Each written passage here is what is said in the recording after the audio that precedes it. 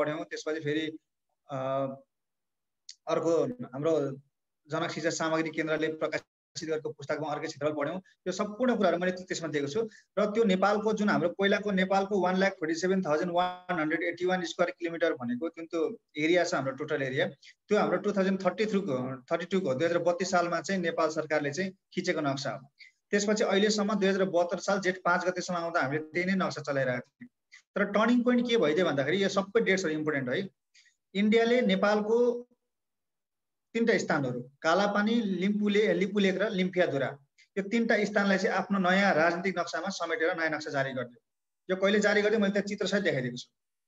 र त्यति मात्रै गरेन, पछिबाट उनीहरूले त्यहाँबाट के भयो त उनीहरूको उत्तर प्रदेशको दार्चुला जिल्लाबाट हाम्रो लिपुलेक हुँदै तिब्बतको कैलाश मानसरोवर जाने बाटोसम्म उनीहरूले उद्घाटन गरे, जुन 80 किलोमिटर ट्रेल थियो, लिङ्क रोड थियो। त्यति गरेपछि नेपाल सरकारले त्यसको प्रतिवाद गर्दै हामीले पनि के भयो त जुन हाम्रो चुपचाप जुन हटेको थियो कालापानी, लिपुलेक र लिम्फियाधुरा हामीले भन्छौँ। र इन्डियाले चाहिँ के भन्छ त्यही कालापानीको छेउबाट एउटा सानो खोला चाहिँ उत्पत्ति भएको छ, त्यही काली नदी भन्छ। के भन्छ त माथि टुप्पोको लिम्फियाधुरा उत्पत्ति भएको नदी नै काली नदी, सीमा नदी भन्छौँ। सो यसको जति पनि डिटेल्स छ त्यसमै क्लियर कट राखिदिएको छु, त्यसमै हेर्नु। र अर्को हाम्रो करेन्ट अफेयर्सको मोस्ट इम्पोर्टेन्ट पोइन्ट अफ भ्यूबाट हाम्रो संविधान संशोधन है, amendment of the present constitution of the Nepal. नेपालको संविधान 2 पटक संशोधन भएको छ। र दोस्रो संशोधन भनेको अहिले त्यही जुन नक्सा आयो हाम्रो चुच्चे नक्सा आयो नेपालको शेड्युल 3 अनुसूची 3 है। अनुसूची 3 हाम्रो कोट अफ आर्म्स छ, निशाना छाप छ। त्यो निशाना छापमा हाम्रो पुरानो नक्सा थियो, त्यो पुरानो नक्सालाई नयाँ नक्साले प्रतिस्थापन गर्नलाई चाहिँ नेपाल सरकारले 2077 साल असार 4 गते संविधान संशोधन गरिसकेको छ। यो डेट इम्पोर्टेन्ट छ। When was the present constitution of Nepal amended, कहिले संशोधन भएको थियो, कुन धारामा संशोधन भएको थियो, कुन अनुसूचीमा संशोधन भएको थियो, यसमा थोरै म समसामयिकको पाटोमा त्यसमा चर्चा गरौँला। सो अनुसूची 3 मा अब हाम्रो नेपालको चुच्चो नक्सा सहितको त्यहाँनिर छ। सो यो भनेको हाम्रो अवस्थिति, क्षेत्रफल कुराहरू सबै यसमा जोडिन्छ। यद्यपि अहिले नेपालको अफिसियल एरिया कति भन्दाखेरि चाहिँ 147,181 स्क्वायर किलोमिटर नै हो। That is 56,827 square miles. यो भन्दा 2 वर्ष अगाडि हामीलाई सोधेको क्वेसन, 2 वर्ष अथवा 3 वर्ष अगाडि स्क्वायर माइल्समा हामीलाई क्वेसन सोधेको छ। अब सिमानाको कुरा गर्दा अस्तिको पालि हाम्रो क्वेसन के आएको छ भन्दाखेरि चाहिँ नेपाल भारतका 5 वटा प्रदेशसँग जोडिएको छ, सबैभन्दा बढी क्षेत्रफल कुन चाहिँ प्रदेशसँग जोडिएको छ भनेर क्वेसन सोधेको छ है। सो त्यसरी हेर्दाखेरि चाहिँ नेपाल भारतका 5 वटा प्रान्तसँग जोडिएको छ। हाम्रो उत्तरमा के छ, हाम्रो autonomous area of China Tibet छ। त्यसपछि इस्टमा वेस्टमा हाम्रो के छ, नर्थमा के छ, साउथमा के छ, अरू सबै 4 वटा पार्टमा केले घेरेको छ त इन्डियाले घेरेको छ। इस्टमा हाम्रो तपाईँ सिक्किम छ, तलतिर के छ पश्चिम बङ्गाल छ, 2टा छ इस्टमा। तलपट्टि साउथमा के छ, साउथको यतापट्टि बिहार छ, पश्चिमपट्टि के छ उत्तर प्रदेश छ। भने हाम्रो जुन लिपुलेक जुन काण्ड आयो त्यो चाहिँ हाम्रो के छ, कुन राज्य छ त्यसको भारतको उत्तराखण्ड छ। सो उत्तराखण्ड, उत्तर प्रदेश, बिहार, वेस्ट बेङ्गाल र सिक्किम, यो 5 वटा स्टेट मध्ये, यो 5 वटा प्रदेश मध्ये सबैभन्दा बढी नेपालको क्षेत्रफल जोडेको उत्तर प्रदेशसँग हो। यही क्वेसन हाम्रो यसपालि सोधेको है। सो यो कुरा पनि हामीले त्यसमा यस्तो कुराहरूलाई पनि त्यहाँ हामीले त्यसको एरियामा जानुपर्छ है। सिमाना भनेको यही हो। सिमानामा माथिपट्टि चीन छ, नेपाल चीन भन्दा कति ठुलो छ, भारत भन्दा कति सानो छ, अथवा नेपाल चीन भन्दा कति गुणाले सानो छ, यसरी क्वेसन आउन सक्छ है। अनि त्यसपछि चीन र भारतसँग नेपाल जोड्यो, त्यसपछि थर्ड नियरेस्ट कन्ट्री चीन र भारतपछि कुन हो, बङ्गलादेश हो। अनि क्यापिटल सिटीको क्वेसन सोध्न सक्छ, नियरेस्ट क्यापिटल नेपालबाट कुन हो है। सिमाना भनेको everything that comes under the territory, टेरिटरीको जुन क्षेत्रफल छुन्छ वरिपरिबाट सबै हो। नट ओन्ली नेपालको एरिया, त्यहाँभित्रका जिल्लाहरू, नेपालको 77 वटा जिल्ला मध्ये कतिवटाले चीनलाई छुन्छ, कतिवटा भारतलाई छुन्छ, त्यो पनि जान्न जरुरी छ। नेपालका 7 वटा प्रदेश छन्, ती प्रदेशले कुन चीनलाई कतिवटाले छुन्छन्, भारतलाई कतिवटाले छुन्छन्, अथवा दुवै देशलाई छुने कतिवटा छन्, त्यो पनि जान्न जरुरी छ। सो यहाँबाट हाम्रो आई थिङ्क एउटा क्वेसन त स्योर सट आउँछ यतिबाट है। अब सबैभन्दा अग्लो र होचो भनेको छ अब नेपालको लोएस्ट पोइन्ट भनेर हामीले 58 सालसम्म झापाको केचना कवल भनेर पढिरहेको थियौँ। But still there are certain confusions. Even हाम्रो नेपालको लोकल मिनिस्ट्रीहरूको साइटहरूतिर अहिले पनि झापाको केचना कवल भनेर उल्लेख गरेको पाइन्छ। तर हाम्रो नेपाल सरकारको औपचारिक दस्तावेज भनेको नेपाल परिचयमा धनुषाको मुसराइनलाई नेपालको सबैभन्दा होचो स्थान मानिएको छ। र नेपालको लोएस्ट पोइन्ट भनेको 60 मिटरदेखि 8840 मिटरसम्म चाहिँ यो कुराहरू भइहाल्यो। सो नेपालको लेन्थ 885 किलोमिटर। अस्तिको पालि सोधेको क्वेसन के हो, which treaty determine the border of Nepal, नेपालको कुन सन्धिले नेपालको पूर्वमा मेची पश्चिममा महाकाली भनेर निर्धारण गरेको भनेर सोधेको छ। That is Sugauli treaty. Nepal Anglo वारबाट अस्तिको पालि हाम्रो 4 वटा क्वेसन आएको छ। And I think this is one of the most important topic. यसपालि पनि अझै पनि क्वेसन सोध्न सक्ने ठाउँहरू त्यहाँ धेरै छन् है। सो त्यो सिगोल्डी ट्रिटीले जुन हाम्रो पश्चिम मेचीदेखि महाकालीसम्मको 885, नर्थ साउथ नेपालको युनिफर्म छैन, 241 म्याक्सिमम वाइड छ, मिनिमम 145 छ, एभरेजमा 193 छ। र नेपालको nearest C distance bay of Bengal, नेपालको टाइम लोकल टाइम GMT भन्दा 5 घण्टा 35 मिनट छिटो। र यहाँ तिमीले एउटा कुरा म के भन्छु भन्दाखेरि नेपालको टाइम GMT भन्दा 5 घण्टा 35 मिनट छिटो मात्रै होइन, नेपालको टाइम इन्डिया भन्दा कति छिटो, भुटान श्रीलङ्का भन्दा कति छिटो, पाकिस्तान भन्दा कति छिटो, अफगानिस्तान भन्दा कति छिटो, बङ्गलादेश भन्दा कति ढिलो, भुटान भन्दा कति ढिलो, त्यो पनि पढ। किनभने क्वेसन सोधेको छ। नेपालको नेबरिङ सार्क नेसन्स र वर्ल्डको फेमस कन्ट्रीहरू जस्तै अब अमेरिका, हामीले के भन्छौँ यो बिचको GMT लाइनको, GMT बाट समय पूर्वतिर जान्छ भने समय छिटो हुन्छ, GMT बाट पश्चिम जान्छ भने समय के हुन्छ, पश्चिम हुन्छ। अमेरिका त GMT बाट पश्चिममा पर्छ, तर नेपाल कता पर्छ, पूर्वमा पर्छ। सो भोलि सिम्पली हामीलाई अमेरिकाको टाइम भन्दा नेपाल टाइम ढिलो छिटो भन्दा छिटो हुन्छ। किन छिटो भन्दा GMT बाट इस्ट भनेको सधैँभरि छिटो। सो ल्याटिट्युड र लन्जिट्युडको कन्सेप्ट यसमा बुझेको हुनुपर्छ है, अक्षांश र देशान्तर। त्यसपछि भौगोलिक आधारमा नेपालको विभाजन भनेको छ। यहाँ दुईटा कुरा तिमीले ध्यान दिनु। एउटा चाहिँ हिमाल पहाड तरेको कुरा आइहाल्छ, र हिमाल पहाड तरेको तिमीले ठुलो जिल्ला सानो जिल्ला कुन त सबै कुराहरू मजाले हेर्नु, त्यसले अकुपाई गरी एरिया कति छ र पपुलेसन कति छ त्यो हेर्नु। तर दुईटा मोस्ट इम्पोर्टेन्ट कुरा तिमीले यसमा के ध्यान दिनु भन्दाखेरि चाहिँ हामीले नेपालमा 75 जिल्ला हुँदाखेरि 2072 साल असोज 3 गते संविधान जारी गर्नु भन्दाखेरि त नेपालमा 75 वटा जिल्ला थियो, र संविधानले के गर्छ नेपालको दुईटा जिल्लालाई टुक्राइदियो। यो परासल इन्सपेक्टरमा सोधेको क्वेसन हो। नेपालमा टुक्राएका जिल्लाहरू कुन कुन हुन् भनेर सोधेको छ। नवलपरासी र रुकुम भयो। सो नवलपरासी र रुकुम टुक्राए के हो त, अहिले जुन नवलपरासी बर्दाघाट सुस्ता पूर्व भने त्यसलाई नवलपुर भन्ने, र पश्चिमलाई के भन्ने हो, परासी भन्ने। बर्दाघाट सुस्ता पश्चिमलाई परासी भन्ने भने रुकुम पूर्व र रुकुम पश्चिम भनेर चाहिँ यो चारवटा फरक फरक भयो। र यो जिल्लाहरू कार्यान्वयनमा कहिले आयो त, 14 साल भाद्र 5 गते। अब यद्यपि अब यसमा चाहिँ नेपालको अन्तिम जिल्ला कुन भनेर पूर्वी रुकुम भनेर कहीँ कतै उल्लेख गरेको पाइन्छ, तर त्यसका कुनै पनि ठोस आधारहरू छैनन् है। अल्फाबेटको आधारले हेर्ने भने चाहिँ त्यो पश्चिम, अब रुकुम पूर्व हुँदाखेरि त्यो पहिला आउँछ, के अरे पश्चिम रुकुम पश्चिम पहिला आउँछ, अनि यतापट्टि नवलपुर र परासी अगाडि आउँछन्, र यो पु चाहिँ पछाडि आउँछ। त्यसकारण त्यसलाई अन्तिम जिल्ला भनेको हुन सक्छ भन्ने मेरो मान्यता हो है। नभए यसको प्रशासनिक राजनीतिक यस्तो कुनै पनि खास आधारहरू छैन यसलाई अन्तिम जिल्ला भन्नुपर्ने, तर पनि कहीँ कतै उल्लेख गरेको पाइन्छ। यो कुरामा ध्यान दिने। र यी 77 जिल्लाहरू नेपालमा कार्यान्वयनमा कहिले आएको भन्दाखेरि 14 साल भाद्र 5 गते आएको। सो यसको अर्थ तिमीले के पढ्नु भन्दाखेरि चाहिँ नेपालमा विभाजनको कुराहरू, एडमिनिस्ट्रेटिभ डिभिजन, प्रशासनिक तथा राजनीतिक विभाजनहरू कहिलेबाट हुन थाल्यो भन्दाखेरि चाहिँ औपचारिक रूपमा लिच्छवी कालबाट। ग्राम, the lowest unit of village, गाउँको सबभन्दा सानो इकाइलाई हामीले ग्राम भन्थ्यौँ। त्यसपछि जिल्लाहरूलाई के भनिन्थ्यो, हुँदै हुँदै अहिले आएर हामीसँग के छन् त 7 वटा प्रदेश 77 वटा जिल्ला छन् आजको हाम्रो विभाजन। र 72 साल असोज 3 गते अगाडि हामीले 14 साल 75 जिल्ला र 5 विकास क्षेत्र भन्थ्यौँ। त्यो 5 विकास क्षेत्रहरू 2075 साल चैत्र 28 गते नेपाल सरकारले खारेज गरिसकेको अवस्था छ। सो त्यो अब हामीसँग एक्जिस्टेन्समा छैनन्। सो हामीलाई 100% अब यहाँ जाँचमा क्वेसन के आउँछ भन्दाखेरि चाहिँ प्रदेश र जिल्लाबाट क्वेसन 100% आउँछ। कसरी क्वेसन आउँछ भन्दाखेरि चाहिँ यो 7 वटा प्रदेश छ जुन 72 सालको संविधान आयो असोज 3 गते सेप्टेम्बर 20 मा, त्यसले के भन्यो भन्दाखेरि चाहिँ नेपालको एकात्मक राज्य प्रणाली भन्छ, unified unitary system of governance भन्छ। पहिला नेपालमा एउटा मात्रै सरकार हुन्थ्यो, अहिले नेपालमा कतिवटा सरकार छन्, 761 वटा सरकार छन्। यो कोर्स इन्सपेक्टरमा सोधेको क्वेसन हो, how many government are there in Nepal भनेर। सो फेडरलिजम अहिले नेपाल संहितामा गइसकेको छ। सो संहितामा हुन्छ कि संहितामा एउटा जुन स्टेट छ, मेन स्टेट छ, राज्य छ, त्यसलाई चाहिँ विभिन्न तहमा डिभाइड गर्न सकिन्छ। अहिले नेपाल 3टा तहमा डिभाइड गरिएको छ। सबैभन्दा माथि के छ, सङ्घ भन्छ, फेडरेसन। ओभरअल नेपाललाई के भन्छ त, नेपाली चाहिँ फेडरल स्टेट भनिन्छ। त्यसपछि अर्को के छ, हामीसँग प्रदेश छ। त्यो सङ्घभित्र 7 वटा प्रदेश छन्, र त्यो प्रदेशभित्र पनि के छन् त 753 वटा स्थानीय तह छन्, लोकल लेभल छन्। सो सिम्पली क्वेसन हुन सक्छ, how many local levels are there, 753 local levels. अब फेरि अर्को क्वेसन आउँछ, लोकल लेभलमा के पर्छ भन्ने कुरा आउँछ। एउटा आउँछ सुरुमा गाउँपालिका, नगरपालिका, अर्को आउँछ जिल्ला सभा। हाम्रो घर कि त गाउँपालिकामा छ कि नगरपालिकामा छ।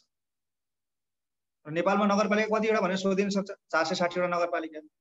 अनि नगरपालिका के अरे गाउँपालिका कतिवटा भन्दा 460 वटा गाउँपालिका। नगरपालिका कतिवटा भन्दा कति भन्ने हामीले 276 होइन। नेपालमा नगरपालिका भन्नाले उपमहानगरपालिका पनि बुझ्नुपर्छ, महानगरपालिका पनि बुझ्नुपर्छ। सो इन द्याट केस नगरपालिका मात्रै भन्दा 276 वटा छन्। 11 वटा हामीसँग उपमहानगरपालिका पनि छन्, सब मेट्रोपोलिटन। र त्यसपछि 6 वटा हामीसँग के छन् त मेट्रोपोलिटन महानगरपालिका छन्। यो सबैलाई जोड्नुपर्छ। 276 + 11 + 6 गर्दा कति हुन्छ, 292 हुन्छ, 292। This question may be contrasting किन सक्छ यसमा। अप्सनमा 276 पनि राखिदिन्छ, 292 पनि राखिदिन्छ भनेपछि नेपालमा अहिले नगरपालिकाको टोटल संख्या सोधेको भन्ने कुरा बुझाउँछ। त्यही भएर नेपालमा कुल नगरपालिकाको सङ्ख्या भन्दा भने त्यो 292 अप्सनमा छँदै छैन भने मात्रै 276 मा जाने। यो क्वेसन संविधानमा नै जोडिन्छ है। हाम्रो त्यो संविधानमा राज्यको संरचना भनेको छ, स्टेट स्ट्रक्चर भनेकै यही हो हाम्रो नेपालको। स्टेट स्ट्रक्चर भनेको अहिले नेपालको सबैमा माथि सङ्घ छ, हाम्रो केपी सरकार, केपी बाको सरकार छ, खड्ग प्रसाद शर्मा ओली, एउटा छ सङ्घीय सरकार, 7वटै प्रदेशमा मुख्यमन्त्रीहरू छन् र प्रत्येक स्थानीय तह भनेको कति छन् भने 753 छन्। स्थानीय तहमा गाउँपालिकामा को हुन्छ? गाउँ कार्यपालिका प्रमुख भन्छ, जसलाई हामी अध्यक्ष भन्छौँ, र नगरपालिकामा नगर कार्यपालिका प्रमुख भन्छ, हामी जसलाई के भन्छौँ? मेयर भन्छौँ। अर्थात् एउटा केपी सरकार छ, 7वटा प्रदेश सरकार मुख्यमन्त्रीको सरकार छ, 460वटा गाउँपालिका सरकार छ, गाउँ कार्यपालिका सरकार छन् भने 292वटा के छन् त? नगर कार्यपालिका छन्। टोटल 761वटा सरकार छन्। क्वेसन यसरी पनि आउन सक्छ तिमीहरूलाई है। सो यो नेपालको विभाजनमा सङ्घ प्रदेश स्थानीयताबाट 100% 2-3वटा क्वेसन तिमीहरूलाई आउँछ, लेखेर राख्यो हुन्छ। 7वटा प्रदेशको के हेर्ने भन्दा तिमीहरूले टक्क 7वटा प्रदेशको लिस्टिङ गर्ने, प्रत्येक प्रदेशमा कतिवटा जिल्ला छन् त्यो हेर्ने, जिल्ला सङ्ख्या। भोलि 12वटा जिल्ला भएको प्रदेश कुन भनेर सोधिन सक्छ, अथवा भोलि प्रदेश नम्बर 4 प्रदेश नम्बर 4 भन्न पाइँदैन, गण्डकी प्रदेशमा कतिवटा जिल्ला छन् भनेर सोधिन सक्छ, अथवा गण्डकी प्रदेशको मुख्यमन्त्री को भनेर सोधिन सक्छ, अथवा गण्डकी प्रदेशमा प्रदेश प्रमुख गभर्नर को भनेर सोधिन सक्छ। यो राजनीतिक पाटो हो। तर भौगोलिक पाटो के हो त भन्दाखेरि चाहिँ अहिलेसम्म नेपालमा कतिवटा प्रदेशको नामाकरण भएको छ? 5वटा। फर्स्ट नामाकरण भएको कुन चाहिँ हो? कर्णाली। लास्ट नामाकरण भएको कुन चाहिँ हो? लुम्बिनी। क्वेसन अस्ति विद्युत प्राधिकरण एउटा क्वेसन के सोधेको छ भन्दाखेरि नेपालमा नदी नालाको नामबाट नामाकरण गरेका प्रदेशहरू कतिवटा छन् भनेर क्वेसन सोधेको छ। सो क्वेसनको फर्मेट त जे पनि हुन सक्छ। एउटा कर्णाली छ, एउटा बागमती छ, अर्को के छ?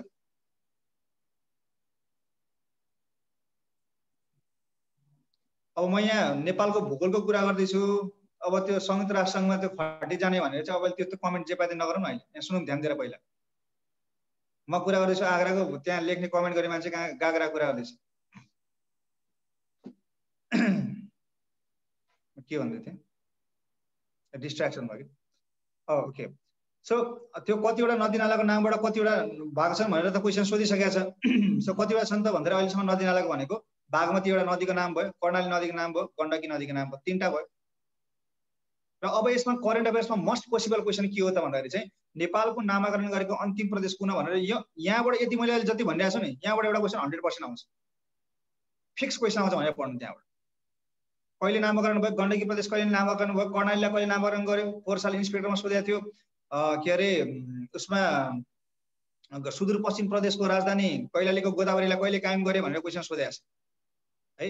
सो अहिलेको यो हाम्रो जुन लास्ट नामाकरण गरेको प्रदेश कति नम्बर हो त? 5 नम्बर हो। 5 नम्बर प्रदेशलाई के नामाकरण गर्यो? लुम्बिनी नामाकरण गर्यो। र यसको पर्मानेन्ट क्यापिटल है, स्थायी राजधानी भन्छ। अस्थायी त सबैका छन्। स्थायी राजधानी भएका कतिवटा छन् त भन्दाखेरि अब अहिले स्थायी राजधानी भएका त अब 6वटा भइसक्यो। प्रदेश नम्बर 1 को नामाकरण भएको छ, तर प्रदेश नम्बर 1 को स्थायी राजधानी विराटनगर कायम भइसक्यो। र यसको दाङ जिल्लाको जुन राप्ती उपत्यका भन्छ, त्यसलाई दाङ देउखुरी क्षेत्र भन्छ, त्यसको भालुवाङलाई समेटेर चाहिँ दाङ देउखुरी समुद्र समेटेर भालुवाङलाई चाहिँ प्रदेश नम्बर 5 को स्थायी राजधानी घोषणा गरिएको छ। यो 77 साल असोज 20 गतेको कुरा है। यसलाई नोट गर्नु। यो महत्त्वपूर्ण छ, यहाँबाट क्वेसन आउँछ। त्यसै गरी यो 7वटा प्रदेशले कतिवटाले चीनलाई छुने, कतिवटाले भारतलाई छुने, अब 2टालाई छुने के छन् त्यो हेर्नु। Same is the case with districts. District नेपालका 70 जिल्लाले कतिवटाले चीनलाई छन्, कतिवटाले भारतलाई छुएका छन्। सबैभन्दा बढी जिल्लासँग सिमाना जोडेको जिल्ला कुन हो? अनि त्यसपछि क्षेत्रफल बराबर भएका जिल्ला को छन्? Top 5 districts based on population, bottom 5 districts based on population and based on area है। नेपालका जियोग्राफिकल सुपरलेटिभ्सहरू जस्तै हाम्रो परासाले के सोधेको छ question? Which place of Nepal is known as Switzerland भनेर सोधेको छ। दोलखाको जिरी स्विजरल्यान्डको जुरीसँग मिल्दो भएर त्यसलाई के भनेछ त? नेपालको स्विजरल्यान्ड भनेको छ। डोर अफ नेपाल भनेर हाम्रो क्याडेटमै क्वेसन सोधेको छ क्यारे, वीरगञ्जलाई डोर अफ नेपाल भनिन्छ। त्यस्तै गरी बनरस अफ नेपाल, एक्सवाइजेड यस्ता कुराहरू छन्। सब ब्रिगेड्स त्यसलाई सुपरलेटिभ्स भन्छ।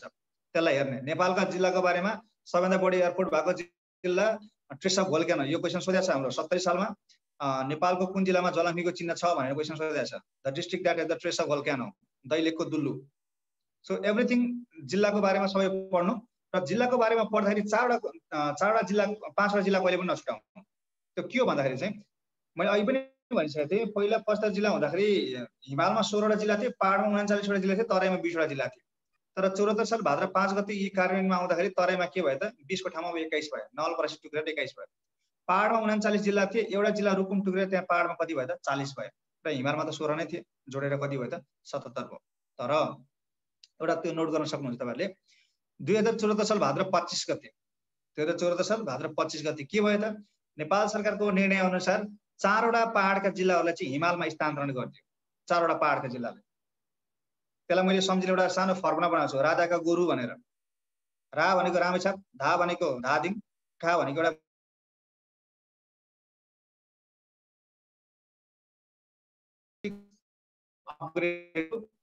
mountainous district from hilly districts. 4 वटा पहाडी जिल्ला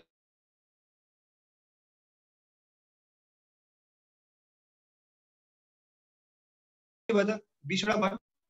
बट अगेन फेरि पनि के भयो त 2075 साल 19 गते भाद्र 19 गते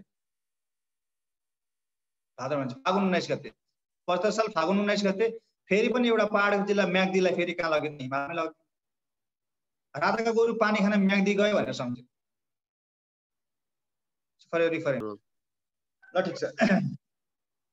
मैले के भनिरहेको थिएँ भन्दाखेरि जुन त्यहाँ पार्डन त्यहाँ अगेन भन्नुभएको छ। ल ठिकै छ, म रिप्लाई फेरि म रिपिट गर्थे। हाम्रो पहिला हिमालमा 16 वटा जिल्ला थिए, पहाडमा 39 वटा जिल्ला थिए, तराईमा 20 वटा जिल्ला थिए। यो कहिले भन्दाखेरि 75 जिल्ला हुँदाखेरिको केस हो। तर हाम्रो दुईटा जिल्ला त टुक्रेको हुन् नि त। एउटा नवलपरासी भनेको त तराईको जिल्ला हो, त्यो टुक्रियो। अब पहिला पहाड तराईमा 20 वटा जिल्ला थियो भनेपछि अब कतिवटा भयो? 21 वटा भयो नि त, एउटा थपियो। अनि त्यसपछि पहाडमा 39 वटा जिल्ला थियो पहिला, देयर वर 39 डिस्ट्रिक्ट्स। अब 39 डिस्ट्रिक्ट्स मध्ये एउटा जिल्ला त टुक्रेको हो, that was Rukum. So Rukum was splitted into east Rukum and west Rukum. पूर्वी रुकुम र पश्चिम रुकुममा टुक्रेको थियो। अब त्यहाँबाट कति भयो त? 39 एकले गर्दा कति भयो त? 40 भयो। तराईमा 21 भयो, पहाडमा 40 भयो, अनि हिमालमा त एजिटी छ 16 छ। सो 16, 40 र 21 जोड्दा कति भयो त? 77 जिल्ला भयो। So when was Nepal divided into 77 districts भन्दाखेरि 2074 साल भाद्र 5 गते। बी क्लियर अबाउट दिस है।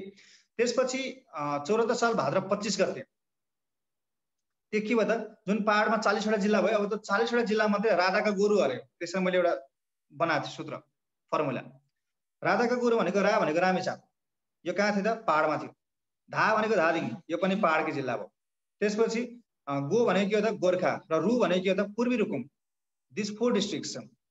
राधाका गोरु चाहिँ पानी खान म्याग्दी गयो भनेर सम्झिने भनेको के हो त भन्दाखेरि चाहिँ पहाडका 5 वटा जिल्लाहरूलाई चाहिँ हिमालमा लगियो भन्न खोजेको।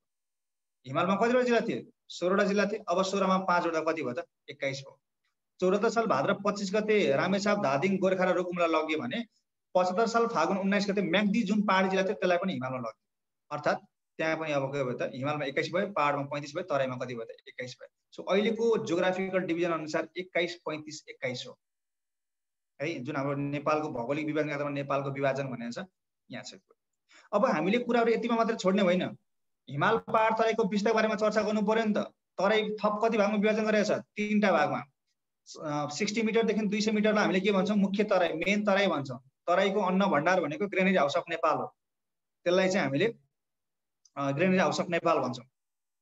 नेपालको जति पनि अन्न उत्पादन हुन्छ त्यही क्षेत्रमा हुन्छ। र 200 देखि 300 मिटरसम्मको अर्को मुख्य तराई भन्दा माथि हामीले के भन्छ? भाबर, चुरिया भन्छौँ त्यसलाई, तारकोसे झाडीको रेन्ज। र त्यो भन्दा माथिलाई हामीले के भन्छौँ त? भित्री मधेस भन्छौँ, इनर तराई। क्याडेटमा हाम्रो क्वेसन यही आउँछ, which of the following districts does not fall under inner Terai भनेर क्वेसन सोधिएको छ। तराईलाई 3टा भागमा, सबैभन्दा तल मुख्य तराई छ, त्यसपछि त्योभन्दा अलिकति माथि 200 देखि 300 मिटरसम्मलाई शिवालिक भन्छ अथवा चुरिया भन्छ अथवा भावर भन्छ, र 300 देखि 610 मिटरसम्मको उचाइलाई हामीले के भन्छौँ त भन्दाखेरि भित्री मधेस, इनर तराई भन्छौँ। र इनर तराईमा छन् जिल्लाहरू 7 वटा जिल्ला छ है। त्यो जिल्लाको नामहरू हामीले याद गर्नुपर्छ। एक सर्ट फर्मुला, त्यसलाई 3-4 तरिकाले एनालाइसिस गर्नु है।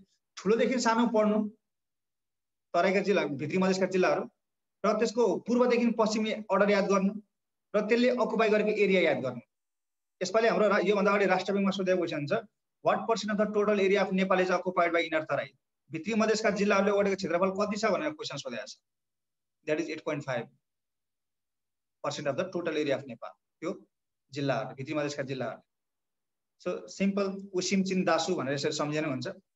अब पूर्वदेखि पश्चिमसम्म गर्दाखेरि एउटा मैले जहिले पनि कहिले पनि म घोक्दिनँ कुराहरू, just I try to correlate with the things. अनि अब दाङ भनेपछि दाइले, अनि अब त्यसपछि दाङपछि सबभन्दा ठुलो अर्को दोस्रो ठुलो कुन हो त? सिन्धुली। दाइले बहिनी सिन्धुलाई तिहारमा टिको लाएर के उपहार दिँदा भन्दाखेरि सुर्खे थैली दियो भने सुर्खेत। त्यो सुर्खे थैली केले बनाएको थियो भन्दाखेरि मच्छी उनले बनाएको थियो। कस्तो उनले बनाएको थियो? मच्छी उन भनेको म भनेको मकनपुर, ची भनेको चितवन, ऊ भनेको उदयपुर, न भनेको नवलपुर। पूर्वदेखि पश्चिम अथवा ठुलोदेखि सानो सम्झिनु पर्यो, भित्री मधेसको ठुलो जिल्ला कुन हो, सानो जिल्ला कुन हो, अथवा भोलि हामीले अर्डर दिन सक्छ। क्वेसन त प्रोबेबिलिटी जसरी नै हुन्छ, हामीले मस्ट यसलाई चाहिँ हामीले डिल गरिदिनुपर्छ है। र तराईको कुरा भयो। अब पहाडमा चाहिँ हाम्रो पहाडलाई पनि 3टा भागमा, एउटा चुरे, त्यो बिचको मिडल्यान्ड भन्छ, मध्यभूमि, र त्योभन्दा माथिलाई के भन्छ, महाभारत भन्छ। सो महाभारत भनेको के हो त, सेकेन्ड क्लास रिभरहरूको प्लेस अफ ओरिजिन हो। र चुरे भनेको के हो त, थर्ड क्लास रिभरहरूको प्लेस अफ ओरिजिन हो चुरे भनेको। र चुरेको हाइएस्ट पोइन्ट नेपालमा के भनिन्छ त, कैलालीको गारवा भनिन्छ। And that is at a height of 1872 metre from the sea level. समुद्र सतहबाट 1872 मिटर माथि चाहिँ गारवा छ। Chure range that is from east to west. अनि त्योभन्दा माथिको त्यो मिडल्यान्ड मध्यभूमिले महाभारत र चुरेलाई छुट्याइदिन्छ। र महाभारत पर्वत भनेको चाहिँ म्याक्सिमम हाम्रो त्यहाँ हाइट कति छ त, 3500 मिटरसम्म छ। र त्यो 3500 मिटर भनेको के हो त, महाभारतको दोलखाको सैलुङ डाँडा भन्छ, Sailung hill, that is at a height of 3500 metres from the sea level है, महाभारतको कुरा। र अब त्योभन्दा माथि हाम्रो के छ त, हिमाल छ। सो हिमाल भन्ने बित्तिकै हाम्रो के आउँछ, हिमाली प्रदेश भन्ने बित्तिकै हाम्रो हिमालको कुरा आउँछ, पिक्सको कुरा आउँछ। सो त्यसलाई पनि 3टा पार्टमा डिभाइड गरेको छ, मुख्य हिमाली, सीमान्त हिमाली र उच्च हिमाली। अब त्यसमा हामीले त्यो खासै सरकार हुँदैन, तर हामीले सरकार हुने के हो त, हिमालमा भन्दाखेरि चाहिँ हामीलाई 8000 मिटर अग्ला हिमालको बारेमा डिटेलमा पढ्नुपर्छ। यति कुरा दिमागमा राख्नु। तिमीले पढाइ छैन भने त्यसलाई अर्डर याद गर।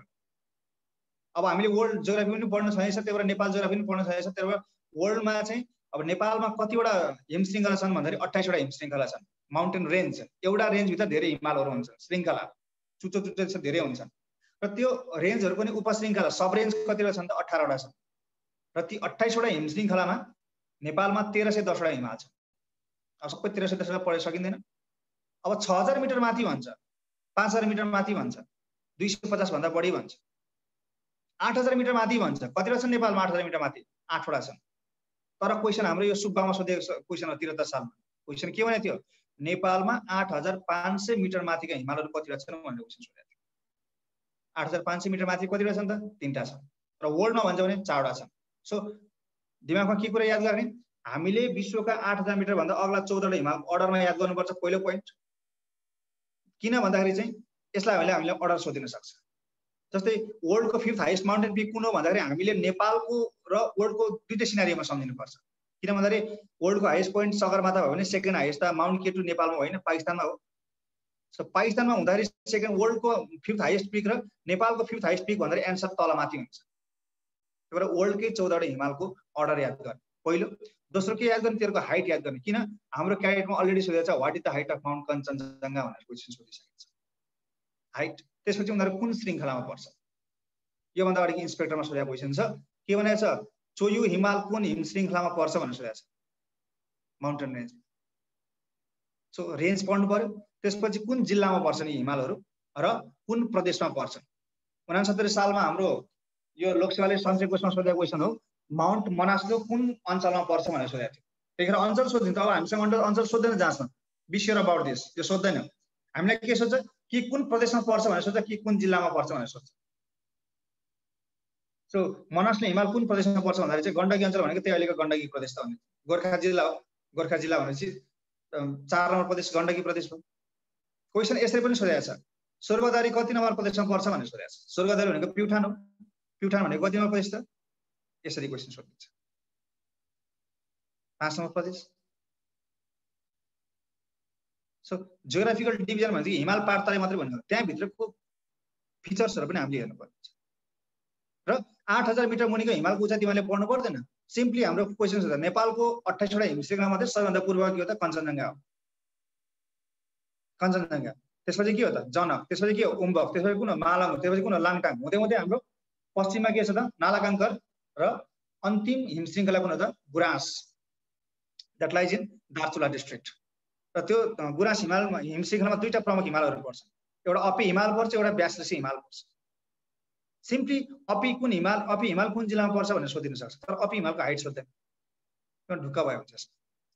माउन्ट माछापुच्छ्रे कुन जिल्लामा पर्छ, अथवा तिनीहरूको निकनेमहरू चाहिँ सोधिन सक्छ है। नेपालको मदर हर्न अफ नेपाल अथवा भर्जिन पिक भनेर केलाई चिनिन्छ त? माउन्ट माछापुच्छ्रे। किनभने त्यसमा चढ्न प्रतिबन्ध लगाएको छ 2020 फागुन 5 यतिबाट।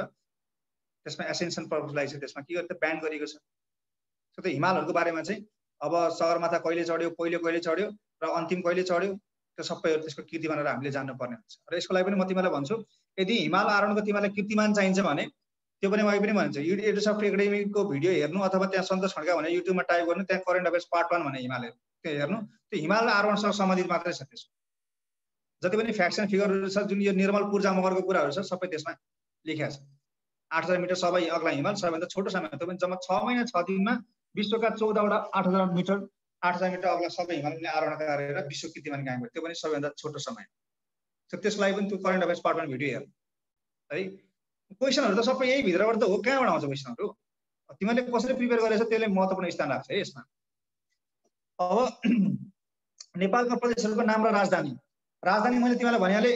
तिमीलाई यो प्रदेशको राजधानी कहाँ हो भनेर सोध्न सक्ने सम्भावना कम छ, तर त्यो राजधानी घोषणा कहिले गर्यो, कतिवटा प्रदेशको राजधानी घोषणा गरेको छ, पहिलो घोषणा गरेको राजधानी कुन हो, अन्तिम कुन हो, गण्डकी प्रदेशको राजधानी यो पोखरा कहिले घोषणा गर्यो, क्वेसन चाहिँ यसरी सोध्न सक्छ है। त्यसैगरी अर्को छ हाम्रो नेपालको राजनीतिक विभाजन सङ्घ प्रदेश स्थानीय तह, नो डाउट 2-3वटा क्वेसन यहाँबाट आउँछ, किनभने यो हाम्रो 20 नम्बरको टपिक। सङ्घ नेपालभित्र 7वटा प्रदेश छन्, त्यो अघि मैले जे कुराहरू भने त्यसमा सकिएर। र स्थानीय तहमा के हुन्छ त, गाउँपालिका, नगरपालिका र जिल्ला सभा। हामीले क्वेसन सोधिन सक्छ है, स्थानीय तहभित्र के पर्छ भनेर।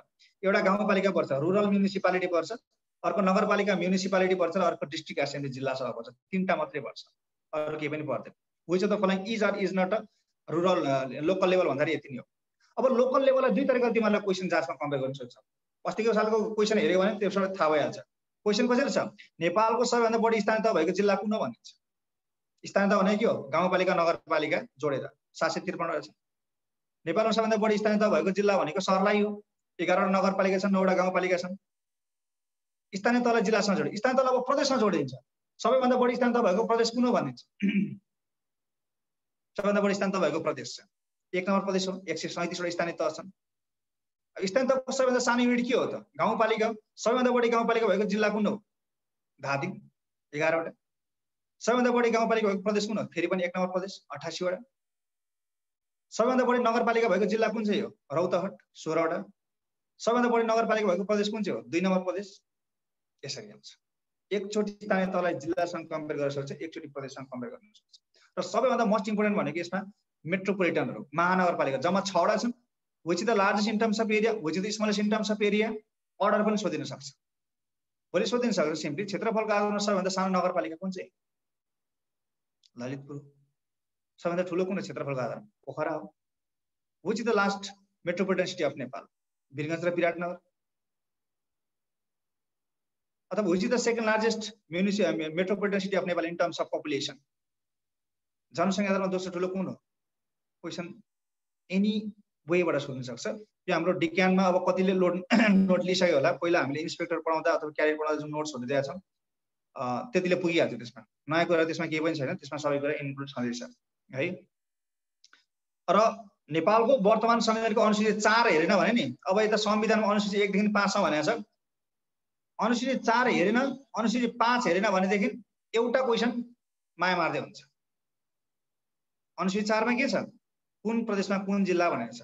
अस्तिको पालि क्वेसन हेर्नु त, जिल्ला र प्रदेशको ट्याग ट्याग ट्याग राखिदिएको छ, र पूर्वी रुकुमलाई चाहिँ कहाँ राखेको छ भन्दाखेरि कर्णाली प्रदेश भनेर राखेको छ। अनि के भनेको छ, which of the following is an incorrect pair भनेको छ। भनेपछि कुन जिल्ला कुन प्रदेशमा पर्छ त्यो पढ्नै पर्छ है। कुन जिल्ला कुन प्रदेशमा पर्छ भन्ने कुरा मैले यो अब पहिला पढेको साथीहरूलाई अब यदि छ भने मैले भनिसकेको छु। मैले इभन फर्मुला बनाइदिएर उही अस्ति सन्देशले भने जस्तै कपिल गुरु भयो, अब पाल्पा पुगेर दारू पिउन पर्यो, त्यति मात्रै होइन। 23 बजे ओजाला उठाऊ र उसलाई कपडा खोलेर चाहिँ मोसो धसाऊ, प्रदेश नम्बर 1 का। सो यस्ता सूत्रहरू भनेर मैले तिमीलाई यसको तरिकाहरू कसरी सम्झिने भने मैले तिमीलाई भनिसकेको छु है। सो त्यसलाई चाहिँ एकचोटि अनुसूची 4 मा के छ त्यो मजाले हेर्नु। र अनुसूची 1 देखि 5 सम्म जुन संविधानमा छ म तिमीलाई ट्याक्क भनिदिइहाल्छु। अनुसूची भनेको के हो त भन्दाखेरि नेपालको वर्तमान संविधानमा 35वटा भाग छन्, पार्ट्स। भाग भनेको हाम्रो अगाडिको किताबको अगाडिको सुरुमा भएको टेबल अफ कन्टेन्ट हो भाग भनेको। र धारा भनेको त्यहाँभित्र के छ भनेर लेखेको। जस्तै अब हाम्रो कुनै अब सामाजिक भूगोल भनेर लेखेको छ भने त्यहाँभित्र अब अन्तर्राष्ट्रिय सङ्घ-संस्थाको कुराहरू आउँछ, अनि धर्म संस्कृतिको कुराहरू आउँछ, त्यो भनेको त्यसको कन्टेन्ट हो धारा भनेको। र सेड्युल अथवा स्केड्युल अनुसूची भनेको चाहिँ अझ त्यसको थप व्याख्या है। जस्तै नेपालको वर्तमान संविधानमा भाग 1 मा के छ त, प्रारम्भिक भनेर लेखेको छ, माथि प्रिलिमिनरी भनेर लेखेको छ। र त प्रिलिमिनरीमा कतिवटा धारा छन् त 9वटा धारा छन्। धारा 1मा के छ संविधान मूल कानुन, यो संविधानसँग बाज्ने गरी अन्य कुनै कानुन बनेको खण्डमा बाजे घरसम्म अमान्य हुनेछ र यो संविधान पालना गर्न प्रत्येक व्यक्तिको कर्तव्य हुनेछ भनेको छ धारा 1। धारा 2 ले के भन्छ राजकीय सत्ता र सार्वभौम सत्ता सोभरेनिटी र टेरिटोरियल इन्टिग्रिटी नेपाली जनतामा निहित छ, नेपालको सार्वभौम सत्ता नेपाली जनतामा निहित छ भन्छ। धारा 3मा के छ राष्ट्र, धारा 4मा के छ राज्य, धारा 5मा के छ राष्ट्रिय हित, धारा 6मा के छ नेपालको राष्ट्रिय भाषा छ, नेपालमा बोलिने सबै मातृभाषा राष्ट्रभाषा। यो क्वेसन एकदम महत्त्वपूर्ण छ समसामयिकमा यसपालि। नेपालमा जति पनि हामी भाषा बोल्छौँ राष्ट्रिय जनगणना 2068 अनुसार हामी 123वटा भाषा बोल्छौँ, तर अहिले भाषा सङ्ख्या 129 पुगिसकेको छ, मातृभाषा भने पनि राष्ट्रभाषा भने पनि। तर धारा 7 ले के भन्छ सरकारी कामकाजी भाषा सङ्घको लागि नेपाली भाषा, सम्बन्धित प्रदेशको लागि त्यो प्रदेशमा जति बहुसङ्ख्यक जातिले जसले बढी बोल्छन् नेपालीको अतिरिक्त 1 वा 1 भन्दा बढी भाषा चाहिँ त्यहाँको सरकारी कामकाजी भाषा हुन्छ भन्छ प्रदेशमा। धारा 8मा के छ राष्ट्रिय झण्डा छ। राष्ट्रिय झण्डा कस्तो हुन्छ नेपालको माथिल्लो भागमा 2टा त्रिकोण के हुन्छ त सिमरिक रङको भुइँ, गाढा नीलो रङको किनारा बोर्डर, माथिल्लो भागमा चन्द्रमाको सेतो आकार 16 कोणयुक्त, तल्लो भागमा सूर्यको 12 कोणयुक्त सेतो आकार भएको झण्डा नै नेपालको राष्ट्रिय झण्डा हो भन्छ। तर झण्डा त यसरी हो भन, तर झण्डा बनाउने विधि त चाहियो नि। यसको एक्सप्लेनेसन अब केले दिन्छ त अनुसूचीले दिन्छ। र अनुसूची 1मा के छ त झण्डा बनाउने विधि छ, कति सेन्टिमिटर लामो हुने, रङहरू कसरी मिसाउने, अनि चन्द्रमालाई कति कति कोणमा काट्ने, त सबै त्यसको थप व्याख्या चाहिँ कहाँ छ त अनुसूची 1मा छ।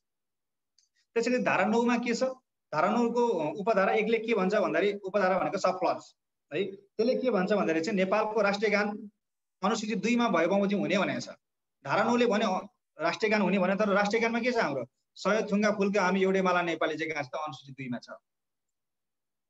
अनि फेरि धारा 9 को उपधारा 2 ले के भन्छ त नेपालको निशाना छाप कोट अफ आर्म्स जुन हाम्रो सर्व अफिसियल सिल हो नेपालको, त्यसको व्यवस्था चाहिँ अनुसूची 3मा भए बमोजिम हुनेछ भन्छ। भनेपछि अनुसूची 3मा के को व्यवस्था रहेछ निशाना छाप। अनुसूची 4मा के हुने रहेछ कुन जिल्ला कुन प्रदेशमा, र हाम्रो अनुसूची 5 भनेको छ। 5 भने के हो अनुसूची 5मा छ हाम्रो सङ्घका अधिकार सूची छ। सङ्घ भनेको फेडरेसन, ओभरअल नेपाललाई सङ्घ भनिन्छ। त्यसले के गरिन्छ मैले सिम्पली क्वेसन सोधिन सक्छ राइट्स रिलेटिङ टु फेडरेसन अथवा सङ्घका अधिकार सूचीहरू नेपालको वर्तमान संविधानको कति अनुसूचीमा राखेको छ भनेर सोधिन सक्छ। अनुसूची 5 अथवा भोलि नेपाली सेना सम्बन्धी प्रावधान यो वर्तमान संविधानको कुन चाहिँ अनुसूचीमा राखेको छ भनेर सोधिन सक्छ। अनुसूची 5 नेपाली सेना सङ्घको अधिकारमा पर्छ है। सङ्घ प्रदेश स्थानीय त 3टा छन् अहिले हाम्रो त है।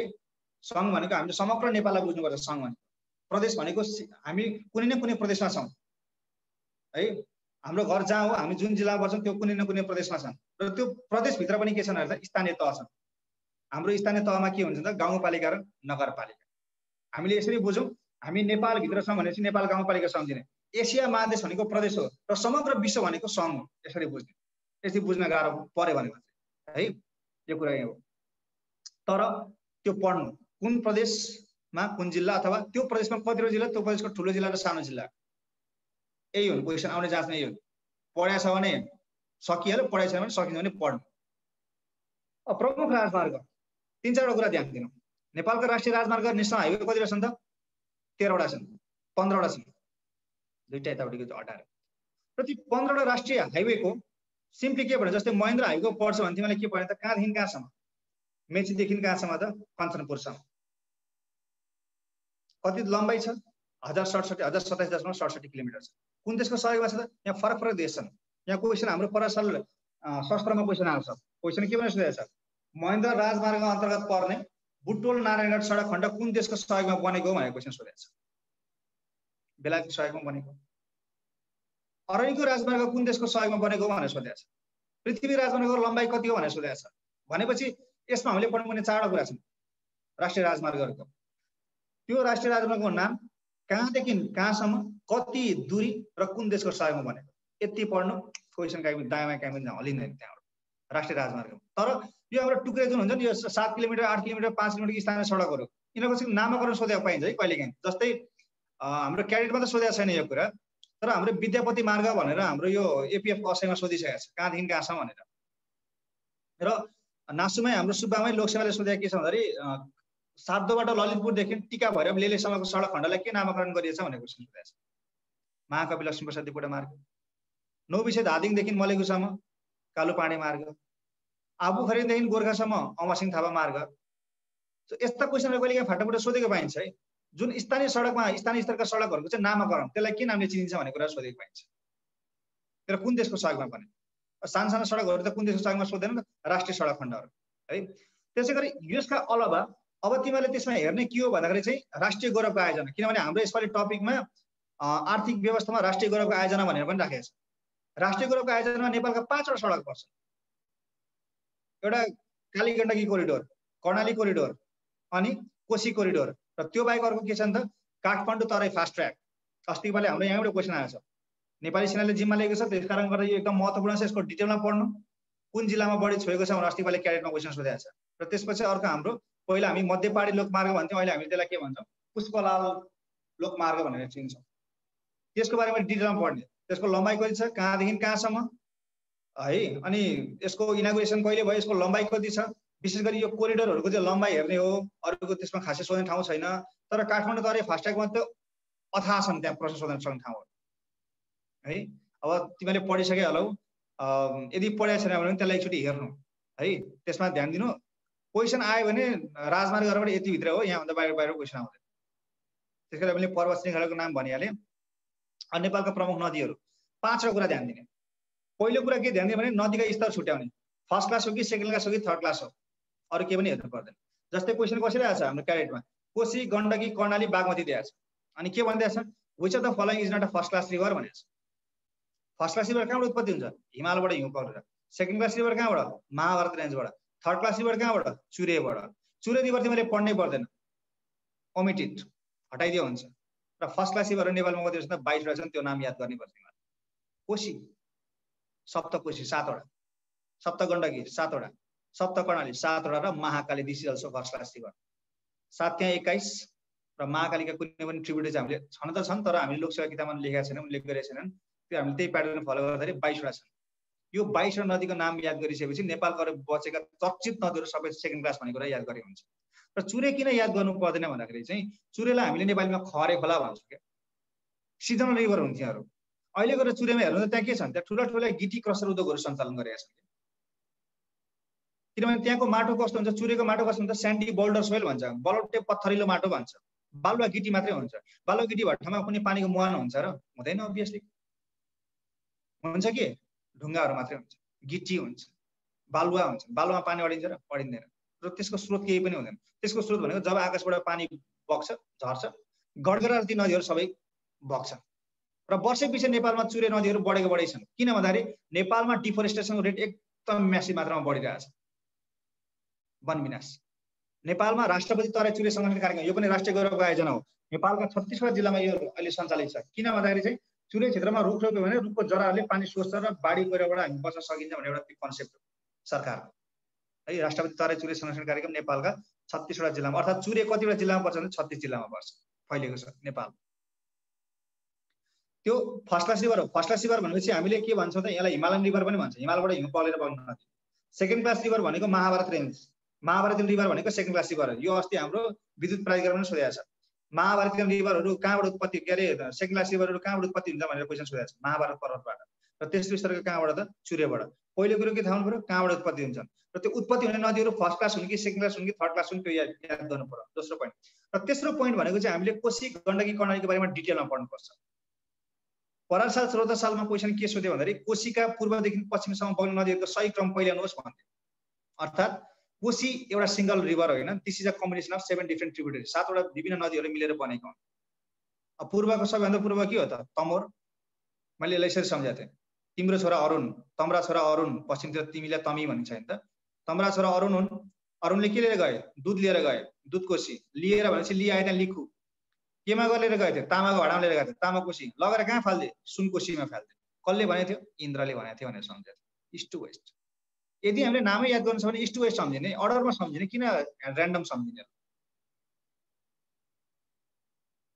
सो 7 वटा ट्रिब्युटरिजहरू कुन कुन त्यो हामीले थाहा हुनुपर्छ है। 7 त्यहाँ 21, कोशीको पनि गण्डकीको पनि। अब यो ताओ दाली सुई भाइ यस्तै जिकेमा यसरी ता दुई सुई गर्न थाल्यो भने तिमी मान्छे सुई हुन्छौ। कतिवटा सूत्र बनाउन सक्छ। सूत्र भने चाहिँ आफ्नो दिमागमा लामो समयसम्म रहने कुरा हो। सामान्य ज्ञानमा त्यस्ता ती शब्द जोडेर सूत्र होइन, त्यो दिमागको बोझ हो। है। हुन त अब भाइले सजिलो लाग्यो होला, त्यसमा मेरो कुनै आपत्ति भएन, तर सकभर त्यसरी नपढ्ने। एउटा दीर्घकालीन रूपमा सामान्य ज्ञान पढ्ने मान्छेले चाहिँ आफूलाई लामो समयसम्म जुन कुराले माइन्डमा हिट गर्छ क्या, त्यस्ता कतिवटा सम्झिन सक्छ, 20 वटा 30 वटा, अनि कति 100 वटा भएपछि के गर्ने नि, कुन चाहिँको कता हो, तादुली सुई हो कि अगाडि इस्यु हो, गायब हुन्छ त्यो कुराहरू। सो त्यसलाई त्यसरी सकभर चाहिँ एउटा राइमिङ प्याटर्नमा चाहिँ लाँदा राम्रो हुन्छ है। र मैले बारम्बार भनेको छु, अब मसँग पढेको पहिला कोही पढेको साथीहरू छन् भने जहिले पनि क्रममा है, क्रममा पढ्नुपर्छ र विषयवस्तुलाई बुझेर पढ्नुपर्छ। टिकमार्कमा कहिले पनि पढ्नु हुँदैन, किनभने टिकमार्कले हाम्रो नलेजको दायरालाई एकदमै सीमित गराउँछ।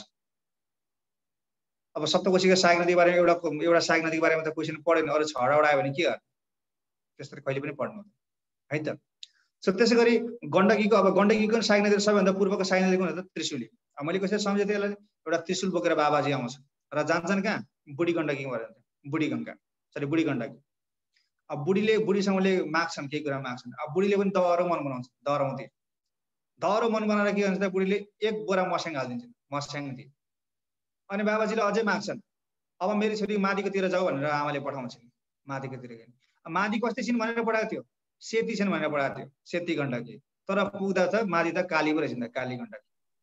इस्ट वेस्ट त्यो किन पुग्नुपर्छ त्यो कुरा, आफ्नो दिमागलाई अनावश्यक बोझ दिने नै, लर्निङ इज फन बनाउने है।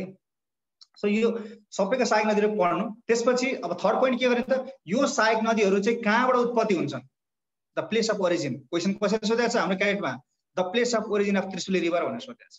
त्रिशुली नदीको उद्गम स्थल कहाँ हो, गोसाइँकुण्ड हो। इन्द्रावतीको कहाँ हो, इन्द्रावतीमा 5 पोखरी छ हाम्रो सिन्धुपाल्चोकमा। जुगल हिमालबाट निरन्तर रूपमा हिउँ पग्लेर त्यहाँ उसमा पोखरीमा जम्मा हुन्छ र त्यसबाट निरन्तर रूपमा पानी प्रवाह भएर चाहिँ इन्द्रावती नदी बगेको छ। सो फर्स्ट क्लास रिभर भने चाहिँ हामीले दिमागमा के राम्रो हिमालबाट उत्पत्ति हुन्छन् भनेर सम्झिनु पर्यो पहिलो कुरा। र दोस्रो कुरा, हामीले यिनीहरूको माइथोलोजिकल नेम, पौराणिक नाम हो। कौमार्य स्वरूपा भनेर नेपालको कुन नदीलाई चिनिन्छ, यो असयमा सोधेको क्वेसन हो। Which river is known as महाप्रवाह, यो हाम्रो क्याडेटमा सोधेको क्वेसन हो। यशोधरा भनेर नेपालको कुन चाहिँ नदीलाई चिनिन्छ, यो शाखा अधिकरणमा सोधेको क्वेसन हो, 72 साल। सो माइथोलोजिकल नेम अथवा त्यसको प्राचीन नाम भन्छ, प्राचीन समयमा त्यसलाई के नामले चिनिन्थ्यो, त्यो क्वेसनहरू सोध्छन् हामी। र यति पढिसकेपछि लगभग हाम्रो मेजोरिटी 90% नदी नालाबाट क्वेसन आउने ठाउँ यही हो। र केही अब नेपालको नदीलाई इन्डियामा के भनिन्छ भनेको त्यही 4-5 वटा त छन्। अनि अब तिब्बतको भोटमा मूल भएको नदीहरू Arun the world, the river that originates at the highest altitude of the world, विश्वको सबैभन्दा अग्लो स्थानमा उत्पत्ति नदी भनेको अरुण हो। अरुणको बारेमा अलिकति डिटेल गर्नु, अरुणले गर्दा नै कोशी नदीलाई नेपालको सबैभन्दा ठुलो बनाएको। अरुण नदीको 361 किलोमिटर क्षेत्रफल लम्बाइ तिब्बतमा बग्छ भने जम्मा 152 मात्र नेपालभित्र बग्छ। यदि नेपालभित्र बग्ने मात्रै अरुण जोड्ने भने कोशी नदीको क्षेत्रफल लगभग के लम्बाइ लगभग 450 पनि हुँदैन। तर नेपालभित्र बग्ने लामो चाहिँ कुन हो त, कर्णाली। यति कुरा याद गर्नु, नदी नालाबाट क्वेसन बाहिर जाँदैन है। ल यो कुराहरू भयो। अब त्यसपछि नेपालको प्रमुख हिमनदी तालतलाईको, अब तालतलाईको जति सक्नुहुन्छ त्यति पढ्नु है। अब मैले यो तरिकाले पढ्नु ताल, यो तरिकाले पढ्नु, यसले गर्दा फुटबल हुन्छ, म टाइम छैन। कति पढाएको छ त्यसलाई समाप्त गर्नु। अब अहिले मैले टेक्निक भनेर यसरी पढ तालतलाई भनेर त 2 दिन लाउने हामीसँग समय छैन, त्यही भएर यस्तोमा गएन।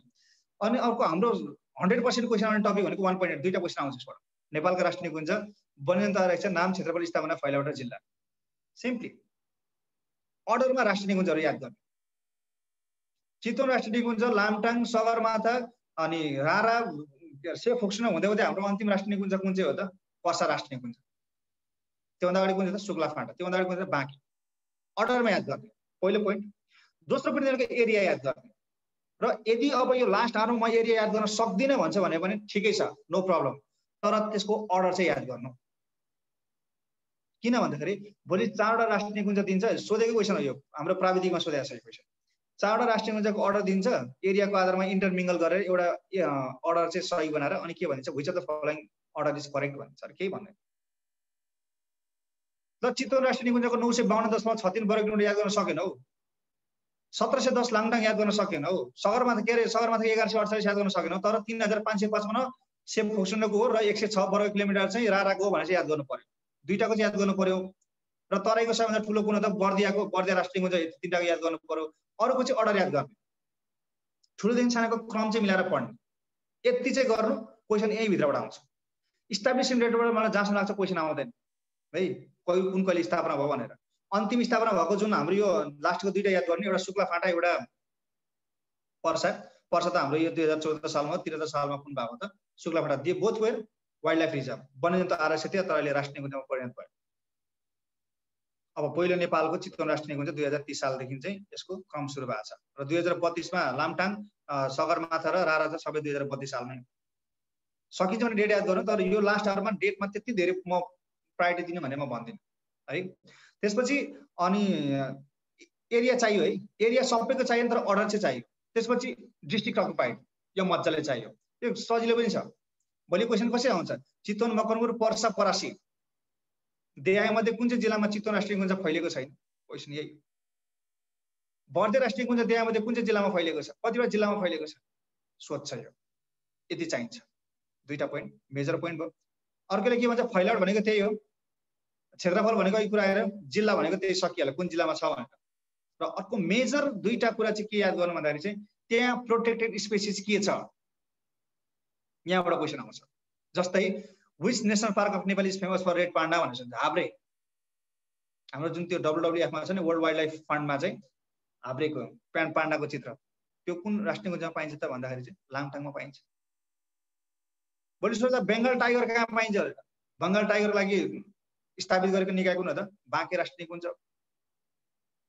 त्यसपछि 109 एकसिङ गैंडाको लागि कुन निकुञ्ज प्रचलित छ भन्दाखेरि चितवन नेसनल पार्क हो। सो कुन राष्ट्रिय निकुञ्ज के को लागि चर्चित छ त्यो हेर्नु। कोही साथीहरूसँग नोट पक्कै पनि छ, यसको सेयर गर्नु है। र लास्ट बट नट द लिस्ट भन्छ नि, यहाँ हामीले एउटा यो 4 पोइन्ट मैले कतिमा पढाएको छु यसलाई भन्दाखेरि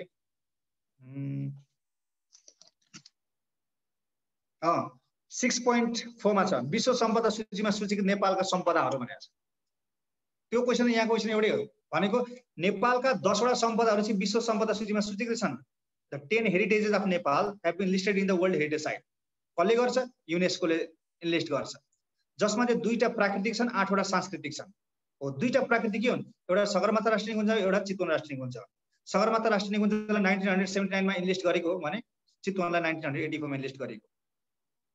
र अरु सबै 7 वटा के 8 वटा के छन् त सांस्कृतिक क्षेत्र हुन्। 2टा के छन् त हाम्रा हिन्दू क्षेत्र छन्, एउटा पशुपतिनाथ र एउटा चाङनारायणको।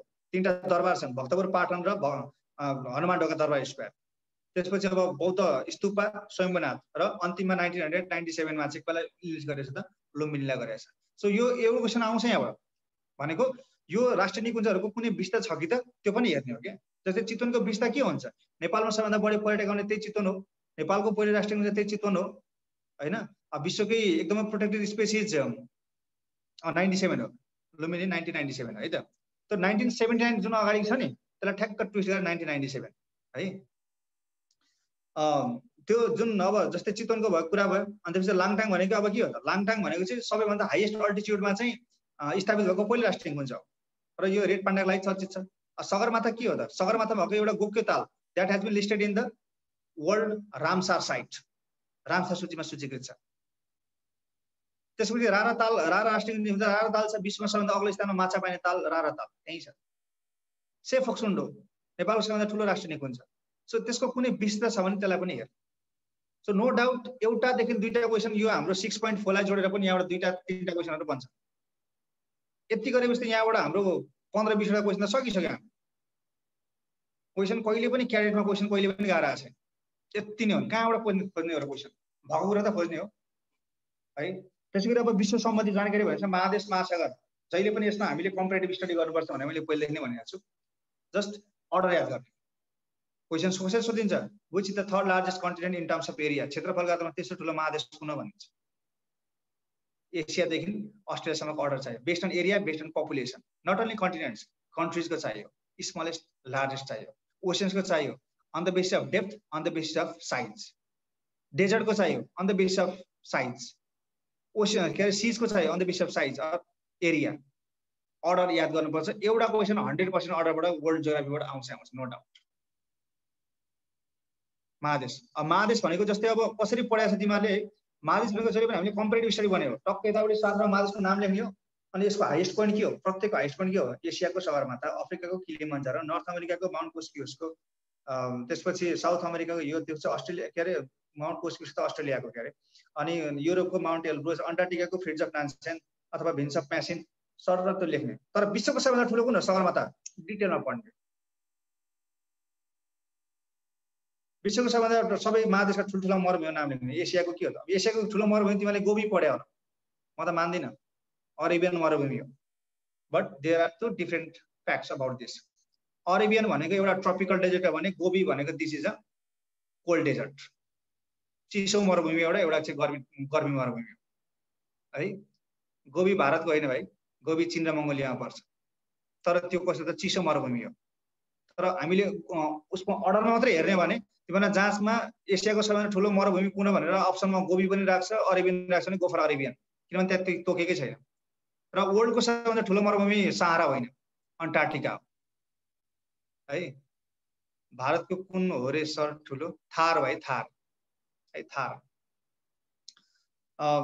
त्यसपछि सहारा होइन सहारा कस्तो अवस्थामा ठुलो भन्दाखेरि चाहिँ ट्रपिकल डेजर्ट गर्मी तर सबैभन्दा ठुलो मरुभूमि चिसो मरुभूमि चाहिँ कुन त अन्टार्क्टिका 1 करोड 38 लाख क्षेत्रफल छ त्यसको भने सहाराको जम्मा 88 लाख मात्रै छ दोस्रो आर्कटिक अनि त्यसपछि मात्रै तेस्रोमा सहारा हो तर उसमा चाहिँ त्यो चिसो मरुभूमिलाई चाहिँ बाइकट गरेर त्यसलाई चाहिँ एक्सक्लुड गरेर हेर्ने भने चाहिँ सहारा अरेबियन अनि त्यसपछि मात्रै सहारा पहिलो सहारा आउँछ दोस्रो कुन चाहिँ द ग्रेट भिक्टोरिया यो साखदेखि 2014 सालमा सोधेको क्वेसन हो द ग्रेट भिक्टोरिया डेजर्ट कुन देशमा पर्छ भनेर सोधेको छ अस्ट्रेलिया सो सबै 7 महादेशका ठुल्ठुला मरुभूमिको नाम लेख्ने र विश्वको सबैभन्दा ठुलो मरुभूमि कुन चाहिँ हो सहाराको बारेमा डिटेलमा पढ सहारा मरुभूमि कति देशमा फैलिएको छ 11 देशमा फैलिएको छ सबैभन्दा बढी कहाँ फैलिएको छ लिबियामा लिबियालाई के भनिन्छ डायमन्ड अफ डेजर्ट मरुभूमिको हिरा त्यसपछि बढी कहाँ फैलिएको छ इजिप्टमा सबैभन्दा कम कहाँ फैलिएको छ इरिट्रियामा फैलिएको छ अस्ति पालि हाम्रो वर्ल्ड जियोग्राफीबाट यसबाट के क्वेसन आएछ which is the driest desert of the world विश्वको सबैभन्दा ठुलो सुक्खा मरुभूमि कुन भनेको छ अटकामा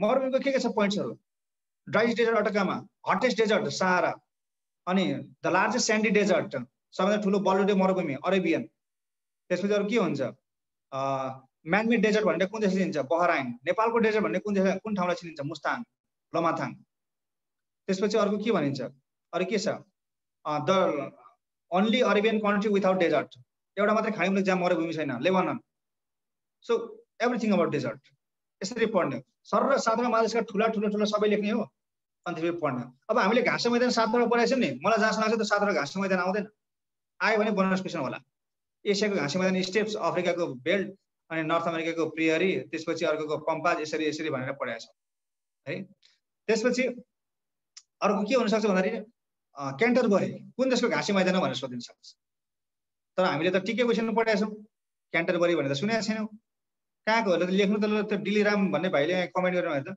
क्यान्टरबरी भनेको कहाँको घाँसे मैदान हो क्याम्पोस भनेको कहाँको घाँसे मैदान हो क्याम्पोस भनेको कहाँको घाँसे मैदान हो त भन्दाखेरि ब्राजिलको क्यान्टरबरी भनेको कहाँको हो त न्युजिल्यान्डको मन्चुरियन भनेको कहाँको घाँसे मैदान हो त चीन र मङ्गोलियाको सो यो टिकै क्वेसन पढ्नुको बेफाइदा भनेको यही हो हाम्रो नलेज एक्सपर्ट हुँदैन त्यही भएर हामीले बृहत रूपमा चाहिँ ज्ञान लिनु पर्थ्यो अब अहिले यसमा नजाउँ है सो यो छ सो अन्तर्राष्ट्रिय तिथि रेखा भनेको इन्टरनेसनल डेडलाइन अब यो पढिसकेको छ भने मैले अपेक्षा गरेको छु यसमा अर्थ भयो है यसलाई अब यहाँ मिलेन ठिकै छ यसलाई यतिकै राखेर हौ सो अन्तर्राष्ट्रिय तिथि रेखा भनेको केही पनि होइन 180 डिग्री लन्जिट्युडलाई इन्टरनेसनल डेडलाइन भनिन्छ यसमा हामीले अलिकति अब ल्याटिट्युड र लन्जिट्युडको पुरै अब नक्सै बनाएर पढ्नुपर्छ यहाँ त अब यो सम्भव देखिएन अहिले है त्यही भएर यसरी बुझौँ 180 डिग्री 180 डिग्री पूर्वी र पश्चिमी देशान्तरलाई हामीले के भन्छौँ अन्तर्राष्ट्रिय तिथि रेखा भन्छ भने 0 डिग्री देशान्तर अथवा जीएमटी अथवा प्रधान मध्याह्न रेखालाई हामीले के भन्छौँ अन्तर्राष्ट्रिय समय रेखा भन्छौँ है यो कुरा बुझ्नु पर्यो समय र दूरी समय पत्ता लगाउने भनेको देशान्तरले हो दूरी पत्ता लगाउने भनेको के हो त अक्षांशले हो यहाँ क्वेसन के भनेर सोधिन सक्छ 1 डिग्री अक्षांश बराबर कति किलोमिटर हुन्छ भनेर सोध्छ भने 1 डिग्री अक्षांश बराबर ल्याटिट्युड है त्यसलाई इङ्ग्लिसमा हामीले ल्याटिट्युड भन्छौँ 1 degree latitude equals to 111 kilometre 111 kilometre हुन्छ भने 1 डिग्री देशान्तर बराबर कति मिनट हुन्छ त 4 मिनट हुन्छ 4 मिनट हुन्छ यो क्वेसन हामीले सोधिन सक्छ र अक्षांश र देशान्तरको चाहिँ अब यो मैले यहाँ असमर्थ भएँ अब यसको लजिकल क्वेसन यसबाट सम्भावना छन् अब भोलिको क्लास हामीले इनकेस केही मिलेछ भने यसलाई म बोर्डमा तिमीहरूलाई म यसो बुझाउने प्रयास गर्छु है। सब इतिहास र संस्कृतिमा जाउँ। सो हाम्रो 25 मार्क्सको 20-25 मार्क्सको यति कुरा हो। हामीले यसबाट यतिबाट कम्तीमा 20 त हान्नै पर्छ है। त्यसपछि इतिहास र संस्कृति हो। नेपालको प्रचलित धर्म, म तिमीलाई 3-4 कुरा भन्छु, ध्यान दिएर सुन्नु। यो नेपालको प्रचलित धर्म भनेको छ, जात-जाति भनेको छ, भाषाभाषी भनेको छ। यो तिमीले के भने राष्ट्रिय जनगणना 2068 अनुसार नेसनल सेन्सस 2011 को डाटा हेर्ने यसमा नेपालमा कति धर्म मानेको छ? 10 धर्म मानेको छ। सो अर्डरमा कम्तीमा टप 5 विथ देयर पर्सेन्टेज। भोलि सिम्पली क्वेसन आउन सक्छ, what percent of people in Nepal observe Hinduism, सोधिन सक्छ। अथवा which is the most third observe religion of Nepal? Islam. यसरी क्वेसन गरिदिन्छ। अथवा भाषाभाषी नेपालमा अहिले कतिवटा भाषा बोलिन्छन्? 123 वटा भाषा बोलिन्छन्। So let me remind you, 2000 हाम्रो 75 सालमा चाहिँ भाषा आयोगले चाहिँ 6 वटा नयाँ भाषालाई चाहिँ सरकारी कामकाजी भाषा के अरे हाम्रो मातृभाषाको रूपमा थपेको छ। अहिले नेपालमा बोल्ने भाषाको संख्या कति भन्छ भने 129, तर राष्ट्रिय जनगणना 2068 अनुसार भन्छ भने चाहिँ 123 वटा है। गणना अनुसार भन्छ भने 123, तर त्यो थपेका 6 सहित कति त 129 हुन्छ। सो त्यो 123 मा हामीले अर्डरमा याद गर्ने हो। सबैभन्दा बढी बोल्ने भाषा कुन चाहिँ हो त? सबैभन्दा बढी बोल्ने भाषा नेपाली हो, 44.6%। अनि भोलि सिम्पली भोलि क्वेसन सोधिन्छ, what percent of people speak Maithili in Nepal? भाषा कति पर्सेन्टले बोल्छन्? भोजपुरी कति पर्सेन्टले बोल्छन्? 6.0, मैथिली भनेको 11.7। टप 5 याद गर्नु। र नेपालमा सबैभन्दा कम बोल्ने भाषा अरबी, 7 जनाले मात्रै बोल्छन्। के अनुसार? राष्ट्रिय जनगणना 2068 अनुसार। यो भाषाहरू कतिवटा फ्यामिलीमा पर्छन्? 4 वटा। भारोपेली, भोट बर्मेली, आग्नेय र द्रविड। यो कुन कुन फ्यामिलीमा कुन कुन भाषा पर्छन् हामीले थाहा हुनुपर्छ। भोलि सोधिन्छ नेवारी भाषा कुन फ्यामिलीमा पर्छ भनेर सोधिन्छ। भोट बर्मेलीमा पर्छ। हामीले बोल्ने नेपाली भाषा कुन हुन्छ? भारोपेलीमा पर्छ है।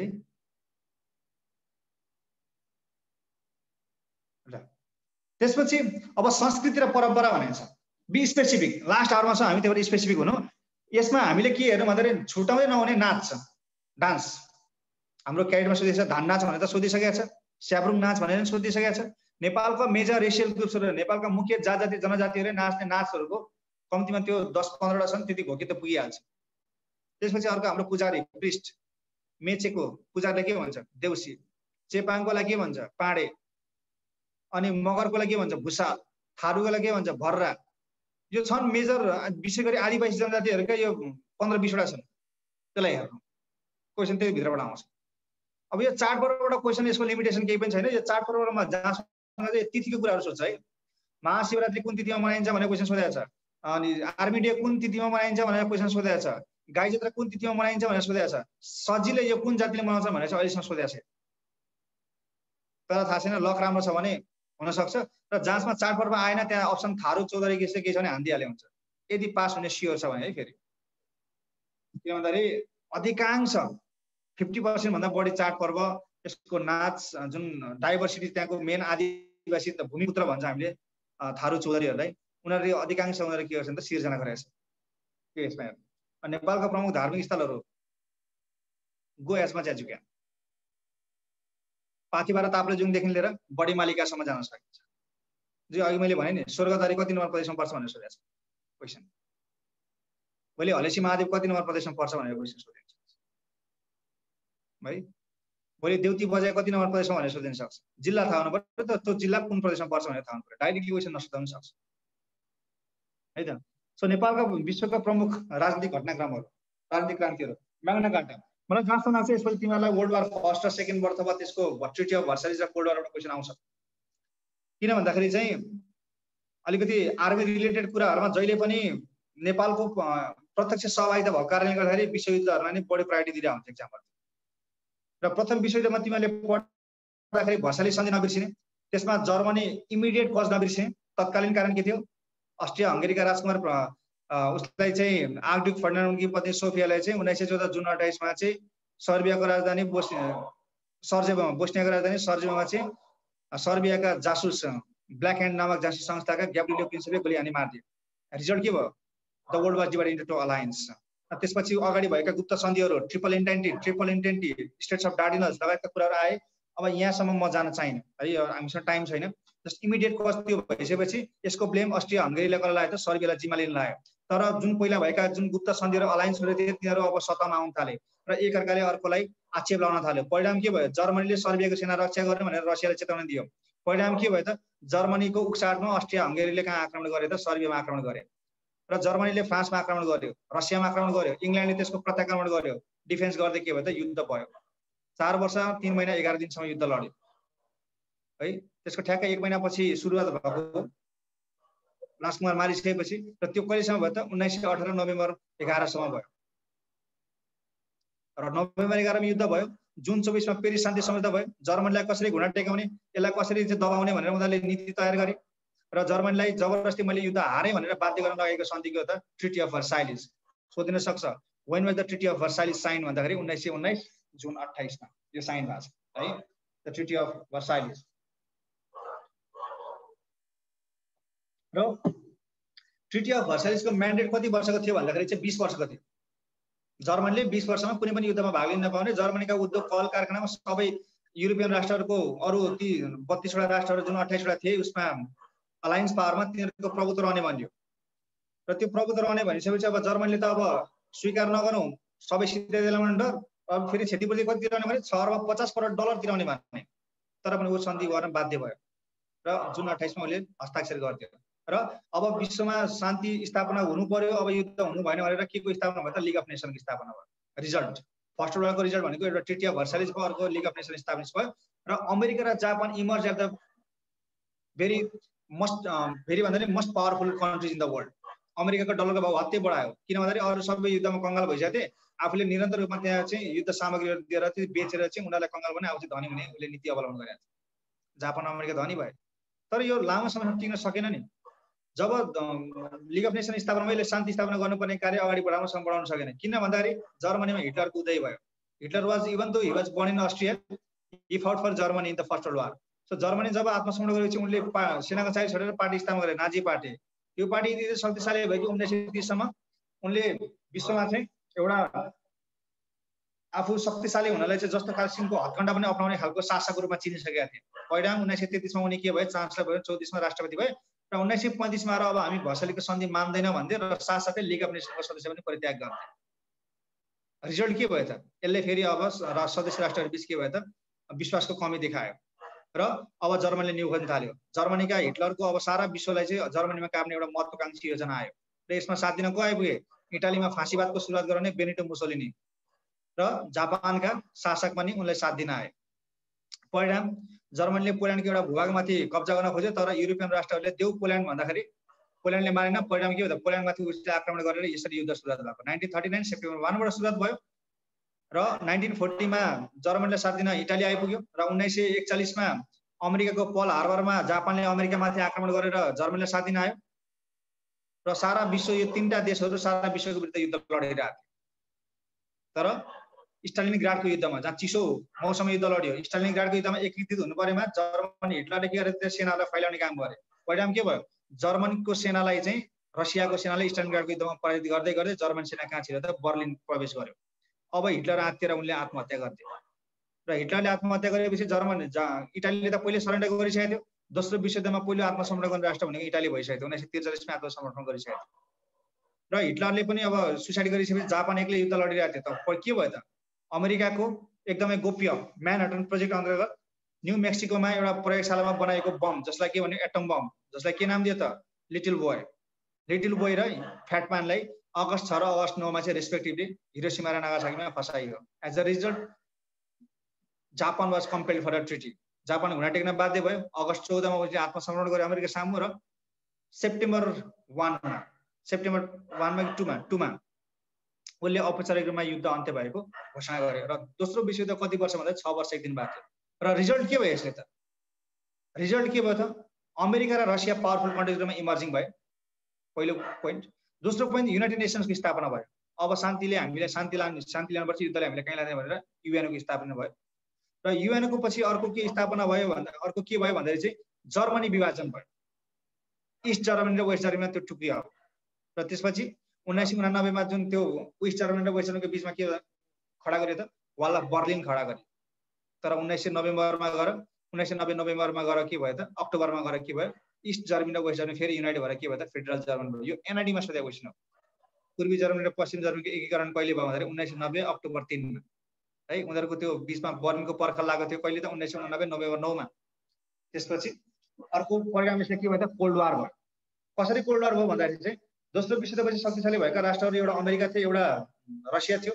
रसियाले कम्युनिजमलाई नेतृत्व गर्यो भने अमेरिकाले पुँजीवादीलाई धनी राष्ट्रहरूको नेतृत्व गर्यो। अब भनेपछि एक देशले अर्को देशलाई आक्रमण गर्ने सम्भावना यहाँ बढेर गयो। रिजल्ट के भयो? अमेरिकाले आफ्नो देशको नर्थ एटलान्टा भन्ने ठाउँमा गएर त्यतिखेरको तत्कालीन समयका शक्तिशाली 12वटा धनी राष्ट्रहरू France, America, Italy, Norway, Canada लगायतका देशहरूलाई 12 देशलाई जम्मा गरेर अमेरिकाको नर्थ एटलान्टा भन्ने ठाउँमा एउटा ट्रिटी गर्यो। त्यो ट्रिटी किन गर्यो? हामीलाई अब यो कम्युनिस्ट राष्ट्रबाट ठुलो खतरा छ, हामीले एउटा अलायन्स बनाउनु भनेर उसले नर्थ एटलान्टामा गएर एउटा ट्रिटी गर्यो। त्यो ट्रिटीले चाहिँ एउटा सङ्गठन जन्मायो जसलाई के भन्छ NATO, नेटो, नर्थ एटलान्टिक ट्रिटी अर्गनाइजेसन। यसको हेडक्वार्टर कहाँ छ त? बेल्जियमको ब्रसेल्समा छ। सो नेटोको बारेमा हेर्नु र नेटोको सदस्य मलाई देऊ न त भनेर रसियाले हुँदैन भन्यो र रसियाले पनि यसको काउन्टर अर्गनाइजेसन रूपमा अर्को पोल्यान्डको राजधानी वार्सामा एउटा प्याक्ट गर्यो, सम्झौता गर्यो जसलाई के भन्यो वार्सा प्याक्ट 1955 मा। र त्यसको मेन अब्जेक्टिभ के थियो त? नेटोको डिफेन्स गर्नु थियो। नेटोले यदि आक्रमण गरिहाल्यो भने त्यसको युनिफाइड डिफेन्स गर्नु चाहिँ वार्सा प्याक्ट गठन भएको थियो। सो वार्सा प्याक्टको बारेमा हेर्ने। अनि अब वार्सा प्याक्ट पनि भयो, नेटो पनि भयो। 12वटा देश नेटोमा गए, 7वटा देश वार्सा प्याक्टमा गए। बाँकी भएका देशहरू कहाँ जाने त? इन्क्लुडिङ नेपाल जो चाहिँ युद्ध चाहँदैन थियो हो। त्यस्ता देशहरूले चाहिँ आफ्नो देशको सार्वभौमसत्ता, भौगोलिक अखण्डता र स्वाधीनता रक्षाको लागि चाहिँ एउटा छुट्टै धारको नेतृत्व गर्यो जसलाई के भन्यो त? थर्ड वर्ल्ड भन्ने, तेस्रो विश्व भन्यो। र तेस्रो विश्वको संस्थापक सदस्य राष्ट्र कुन हो त? नेपाल पनि हो। सो यो तीनटाको बारेमा हेर्नु। कोल्ड वारको रिजल्ट भनेको के भयो? कोल्ड वारको रिजल्ट भनेको एउटा पुँजीवादी र एउटा कम्युनिजममा धारमा विकसित भयो। पुँजीवादीको नेतृत्व गर्ने अमेरिकाले नेटो गठन गर्यो, रसियाले के गठन गर्यो त? वार्सा प्याक्ट गठन गर्यो। र वार्सा प्याक्ट पछि अब कतै पनि नलागेका देशहरूले चाहिँ NAM नाम, non aligned movement. Non align भनेको के हो? न त नेटोतिर लागेको न त वार्सा प्याक्टतिर लागेका। उनीहरूले आफ्नो देशको सोभरेन्टी, सार्वभौमसत्ता, टेरिटोरियल भौगोलिक गठन भनेको टेरिटोरियल इन्टिग्रिटी रक्षाको लागि, इन्डिपेन्डेन्स रक्षाको लागि चाहिँ छुट्टै धारको नेतृत्व गरे जसलाई के भन्यो? नाम भन्यो। र नेपाल पनि नामको के हो त? फाउन्डिङ मेम्बर हो। र यसलाई चाहिँ हामीले इन्डोनेसियाको वाङडुङ सम्मेलन भन्छौँ। त्यो सम्मेलनले पञ्चशीलको सिद्धान्त प्रतिपादन गर्यो र त्यही सिद्धान्तमा टेकेर शान्तिपूर्ण सहअस्तित्वलाई स्वीकार गर्दै युद्धले हामीले कहीँ ल्याइदिन, शान्तिपूर्ण तरिकाले अगाडि बढ्ने हो भने चाहिँ हामी शान्तसँग रहन सक्छौँ भन्ने हुँदाखेरि प्रतिपादन गरेको सिद्धान्तलाई हामीले के भन्छ त? पञ्चशीलको सिद्धान्त भन्छौँ। त्यो पञ्चशीलको सिद्धान्त पनि हेर्नु है। सो यो भयो हाम्रो। अब यो म्याग्ना कार्टा एकदम महत्त्वपूर्ण छ। म्याग्ना कार्टाको विशेष गरी पहिलो हस्ताक्षर 1215 जुन 15 र दोस्रो हस्ताक्षर 1225 फेब्रुअरी 11 मा भएको। यो हस्ताक्षरलाई मुख्य यसमा ध्यान दिनु। यो कहाँ भएको थियो, को संलग्न थियो, त्यो महत्त्वपूर्ण हुन सक्छ। भारतीय स्वतन्त्र सङ्ग्रामबाट हाम्रो पर साल क्वेसन सोधेको छ। भारतीय स्वतन्त्र सङ्ग्रामलाई कुन आन्दोलनको नामले चिनिन्छ? जुलाई आन्दोलन, अगस्त आन्दोलन, फेब्रुअरी आन्दोलन, यसरी अप्सन राखिदिएको छ। यसमा चाहिँ के बुझ्नु पर्यो भन्दाखेरि भारतीय स्वतन्त्र सङ्ग्राम पनि, अमेरिकी स्वतन्त्रता सङ्ग्राम पनि, ब्रिटिसको कोलोनाइजेसन कतिचोटि एमेन्डमेन्ट, म्याग्ना कार्टा 4 चोटि एमेन्डमेन्ट भएको छ है। 1216, 1217, 1225 र 1297 मा राजा एडवर्डले गरेका थिए अन्तिम पटक। म्याग्ना कार्टा कति पटक संशोधन भन्दाखेरि 4 पटक। यसमा नझुकिने है त। विज्ञान क्वेसन आएको थियो विज्ञानबाट। सो भारतीय स्वतन्त्र सङ्ग्राम किन भयो भन्दाखेरि ब्रिटिसको उपनिवेशवादबाट मुक्त हुनलाई हो। र अमेरिकी स्वतन्त्र सङ्ग्राम पनि किन भयो भन्दाखेरि त्यही ब्रिटिसको उपनिवेशवादबाट मुक्त हुनलाई। तर फरक के भयो भन्दाखेरि अमेरिकी जनताले युद्ध लडेर आफूलाई स्वतन्त्र बनायो भने भारतीय जनताले बिना युद्ध आफूलाई स्वतन्त्र बनायो। तर कुन मानेमा? भारत टुक्रेर छुट्टै राज्य जन्मियो। त्यो कुन जन्मियो त? पाकिस्तान। त्यो मानेमा, त्यो मूल्यमा चाहिँ। So division will be on my dead body यो भनेको कसको थियो? महात्मा गान्धी। सो अब 1600 मा भारतमा छिरे। 1757 मा उनीहरूले प्लासीको युद्ध लडे, त्यसपछि बक्सरको युद्ध लडे। 1857 मा 100 वर्षमा उनीहरूले सम्पूर्ण भारतमाथि कब्जा जमाए। र 1857 मा भारतमा के भयो त? सिपाही म्युटिनी, सैनिक विद्रोह भयो। यो हाम्रो नेपालसँग पनि जोडिन्छ है। यो 1857 मा त्यो किन भयो भन्दाखेरि चाहिँ भारतीय जनताहरूले ब्रिटिस शासकलाई भारतबाट खेदाउन खोजे र उनीहरूले त्यसको के भयो? दरो तयारी गरेर गरेका थिए। तर ब्रिटिस शासक धेरै चतुर थिए कि उनीहरूले के गर्दा नेपालको सहयोग मागे। नेपालमा प्रधानमन्त्री को थियो? जङ्गबहादुर राणा थियो। सो जङ्गबहादुर राणा र उनको त ब्रिटिसको त पहिलेदेखि नै सम्बन्ध राम्रो। सो जङ्गबहादुर राणाले नेपालबाट फौज पठाइदिए ब्रिटिसलाई सहयोग गर्न र फेरि पनि ब्रिटिसलाई नेपालको सहयोगमा भारतीयहरूमाथि दमन गर्न सफल भयो। रिजल्ट के भयो त? 1860 नोभेम्बर 1 मा बाँके, बर्दिया, कैलाली, कञ्चनपुर नेपालले फिर्ता पायो। योभन्दा अगाडि एपीएफको असयमा सोधेको क्वेसन हो। बाँके, बर्दिया, कैलाली, कञ्चनपुर फिर्ता प्राप्त गरेको घटनालाई के नामले चिनिन्छ भनेर? नयाँ मुलुक, नयाँ नेपाल, नयाँ राज्य, नयाँ देश, यसरी सोधेको छ। यो 4वटा जिल्लालाई बाँके, बर्दिया, कैलाली, कञ्चनपुर नेपालमा के भनिन्छ नयाँ मुलुक भनेर चिनिन्छ। यिनीहरू सुगौली सन्धि मार्फत लगेका थिए इन्डियनहरूले, ब्रिटिसले लगेका थिए। पछिबाट यो सिपाही विद्रोह दबाउनलाई नेपालले सहयोग गरेपछि उनीहरूलाई के भयो त यो जमिनहरू फिर्ता दिएको थियो है। यसरी बुझ्ने यहाँ। त्यसपछि 1857 मा त्यो भयो, उनीहरूको विद्रोह सफल भएपछि जब 1885 मा भारतीय राष्ट्रिय कङ्ग्रेसको बीएसमा कति हो यसको 1860 नोभेम्बर 1 भनेको विक्रम सन् 1917 मा हुन्छ। 1917 कार्तिक 1 गते लेखेको पाइन्छ, तर युजुअली इतिहासको मितिहरुमा पछाडीको डेटलाई चाहिँ मानिँदैन। किन भन्दाखेरि चाहिँ एडी र बीएसमा कन्भर्ट गर्दाखेरि 1 न 2 दिन चाहिँ हाम्रो त्यसमा तलमाथि भइ नै हाल्छ। ओके ल डिबी रमनको त्यो सायद एन्सर आयो पनि होला। अनि 1885 मा भारतीय कांग्रेसको स्थापना भयो र अफिसियली इन्डियन वार अगाडि बढ्यो र यसको 3टा चरण छन्। यो चरणको नाम याद गर्नु भयो, जसरी नि याद गर्नु। सुरुको एजलाई चाहिँ 1825 देखि 1905 को चरणलाई हामीले के भन्छ उदारवादी युग भन्छ, एज अफ लिबरलिजम है। उदार एकदमै खुला हृदयले समर्थन गरे ब्रिटिसहरूलाई इन्डियनहरूले। के भने त हामी तिमीलाई भेदभाव गर्ने छैनौं, तिमीलाई हामीले जे शासनमा ब्रिटिसहरूलाई गर्छौं तिमीलाई त्यही दिने छौं, तिमीलाई कुनै पनि आर्थिक असमानता हुने छैन भनेको थियो, तिमीहरूको विकास तीव्र गतिमा गरिन्छ भने, तर गरेन। त्यसपछिको चरणहरुको के उग्रवाद भन्ने एज अफ एक्सट्रिमिजम, त्यो नगरिसकेपछि उनीहरूले के गरे त आक्रमक भएर ब्रिटिसहरुमा आइलागे। र यही क्रममा अब के भयो त यो उग्रवादी युग किन फेल भयो त भन्दा अब राइज अफ महात्मा गान्धी। अब 1919 देखि 1947 सम्म उनले के गर्दा महात्मा गान्धीले गान्धीवादी युग लन्च गरे, भनेको अहिंसाको माध्यमबाट उनले 1947 मा भारतलाई स्वतन्त्र बनाए। कुन एजलाई के भनिन्छ भन्ने कुरा यहाँ याद गर्ने।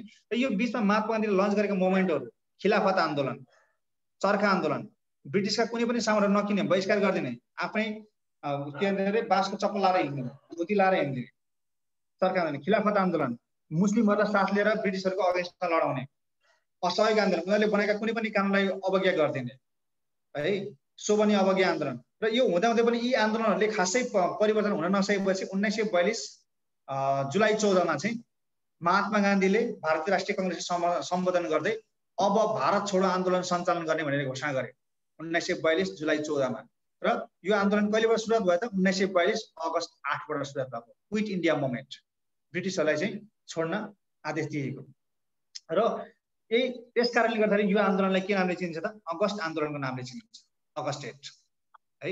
सो त्यसपछि ब्रिटिसहरु झनै आक्रमक भएर आए, तर पनि इन्डियनहरुको जुन एउटा सत्याग्रह थियो, जसरी हाम्रो डाक्टर गोविन्द केसी बस्दिन्थे, उनीहरूको कुनै पनि कानुन नमाने, उनीहरूको क्वार्टर बाहिर उनीहरूको सरकारी कार्यालय धरना दिने, बाटो छेक्ने, बाटोमा सुत्दिने लगायतका कार्यहरू गरेपछि के भयो त 1947 तिर आएर सुरुवातमा 1947 जुलाईतिर आएर त्यतिखेर लर्ड माउन्टबेटनले इन्डिया र पाकिस्तान स्वतन्त्र छुट्टा छुट्टै राज्य हुने गरी उनीहरूले बिल पेश गर्थे युके को पार्लियामेन्टमा। किन भन्दाखेरि बा यिनीहरूलाई छुट्याएर शासन अझै पो गर्न सकिन्छ कि भनेर।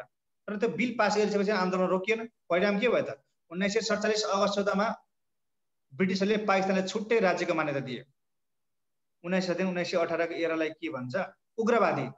उग्रवादी भनेको एक्सट्रिमिजम, EXTREMISM, एक्सट्रिमिजम है त। त्यसपछि अगस्त 14 मा पाकिस्तान स्वतन्त्र भयो र अगस्त 15 मा के भयो त भारत स्वतन्त्र भयो। त्यसपछि भारतको पहिलो गभर्नर को भयो, स्वतन्त्र भारतको पहिलो प्रधानमन्त्री को भयो, यस्तो क्वेशनमा पनि सोधे हुन्छन्। त्यसपछि भारत स्वतन्त्र भएर 1950 जनवरी 26 मा संविधान जारी गर्यो र भारत गणतन्त्र राज्य भयो। र त्यसमा भएको त्यतिखेरको संविधानमा 22 भाग 395 धारा थियो। यहाँ भारत र चीनको शासन प्रणाली पनि छ। त्यतिखेरको संविधान अहिले त्यसमा 25 भाग 448 धारा 12 वटा अनुच्छेद छन् र विश्वको सबैभन्दा ठूलो संविधान यही भारतको संविधान हो। यहाँसम्म आउँछ। 1600 मा ब्रिटिसहरु छिरेदेखि यसको संविधान जारीसम्मको कुरा हामीले पढ्नुपर्छ। अमेरिका स्वतन्त्र संग्राम पनि त्यही हो। अमेरिकामा शासक गरेको थियो, कसले त ब्रिटिसले अत्याचार गरेका थिए, नुन कानुन लगाइदिएका थिए, रोलेट एक्ट लगाइदिएका थिए, स्ट्याम्प एक्ट लगाइदिएका थिए, मनी एक्ट लगाइदिएका थिए। सबै ब्रिटिसहरुको मात्र हुनुपर्ने, अमेरिकाले केही पनि गर्न पाउँथ्यो। सो यसबाट आजित भएर ब्रिटिसहरुको विरुद्ध अमेरिकाहरूले पनि गरेको सशस्त्र आन्दोलनलाई हामीले के नामले चिन्छौं त अमेरिकी स्वतन्त्रता संग्रामको नामले चिन्छौं। यो अमेरिकी स्वतन्त्रता संग्रामको यदि युट्युब कसैले चलाइरहेछ भने यो पासाको हेर्न सकिन्छ। युट्युबमा गएर त्यहाँ सन्तोष खड्का भन्ने हाल्नु, त्यहाँ अमेरिकी स्वतन्त्र संग्रामको मैले त्यहाँ भिडियो बनाइदिएको छु। त्यति हेरे त्यहाँ पुगिहाल्छ, के पनि हेर्नु पर्दैन। सो त्यसले चाहिँ अब 8 वर्षको सशस्त्र युद्धपछि जर्ज वाशिङटनको नेतृत्वमा युद्ध लडेपछि 1783 मा के भयो त अमेरिका भारतबाट के अरे अमेरिका ब्रिटिसहरुबाट स्वतन्त्र भयो। र त्यसपछि विभिन्न चरणमा उनीहरूले संविधान बनाए र 1789 मार्च 4 मा जेम्स मेडिसनको नेतृत्वमा अमेरिकामा संविधान बन्यो, जुन चाहिँ विश्वको पहिलो संविधान 1775 अप्रिल 19 हो। है 1775 अप्रिल 19मा। 1773 भने चाहिँ बोस्टन चिया पार्टीको कुरा गरेँ मैले, जुन तत्कालीन कारण थियो त्यहीदेखिको समयावधिलाई मैले कुरा गरेँ है। सो त्यसपछि 1783 भयो, 1789 आएर अमेरिकाले आफ्नो संविधान जारी गर्न सफल भयो, जसलाई विश्वको पहिलो लिखित संविधान र विश्वको सबैभन्दा सानो संविधान पनि भनिन्छ। Which country has the smallest constitution भन्दा त्यही द कन्स्टिट्युसन अफ अमेरिका है। यही कुरा भयो।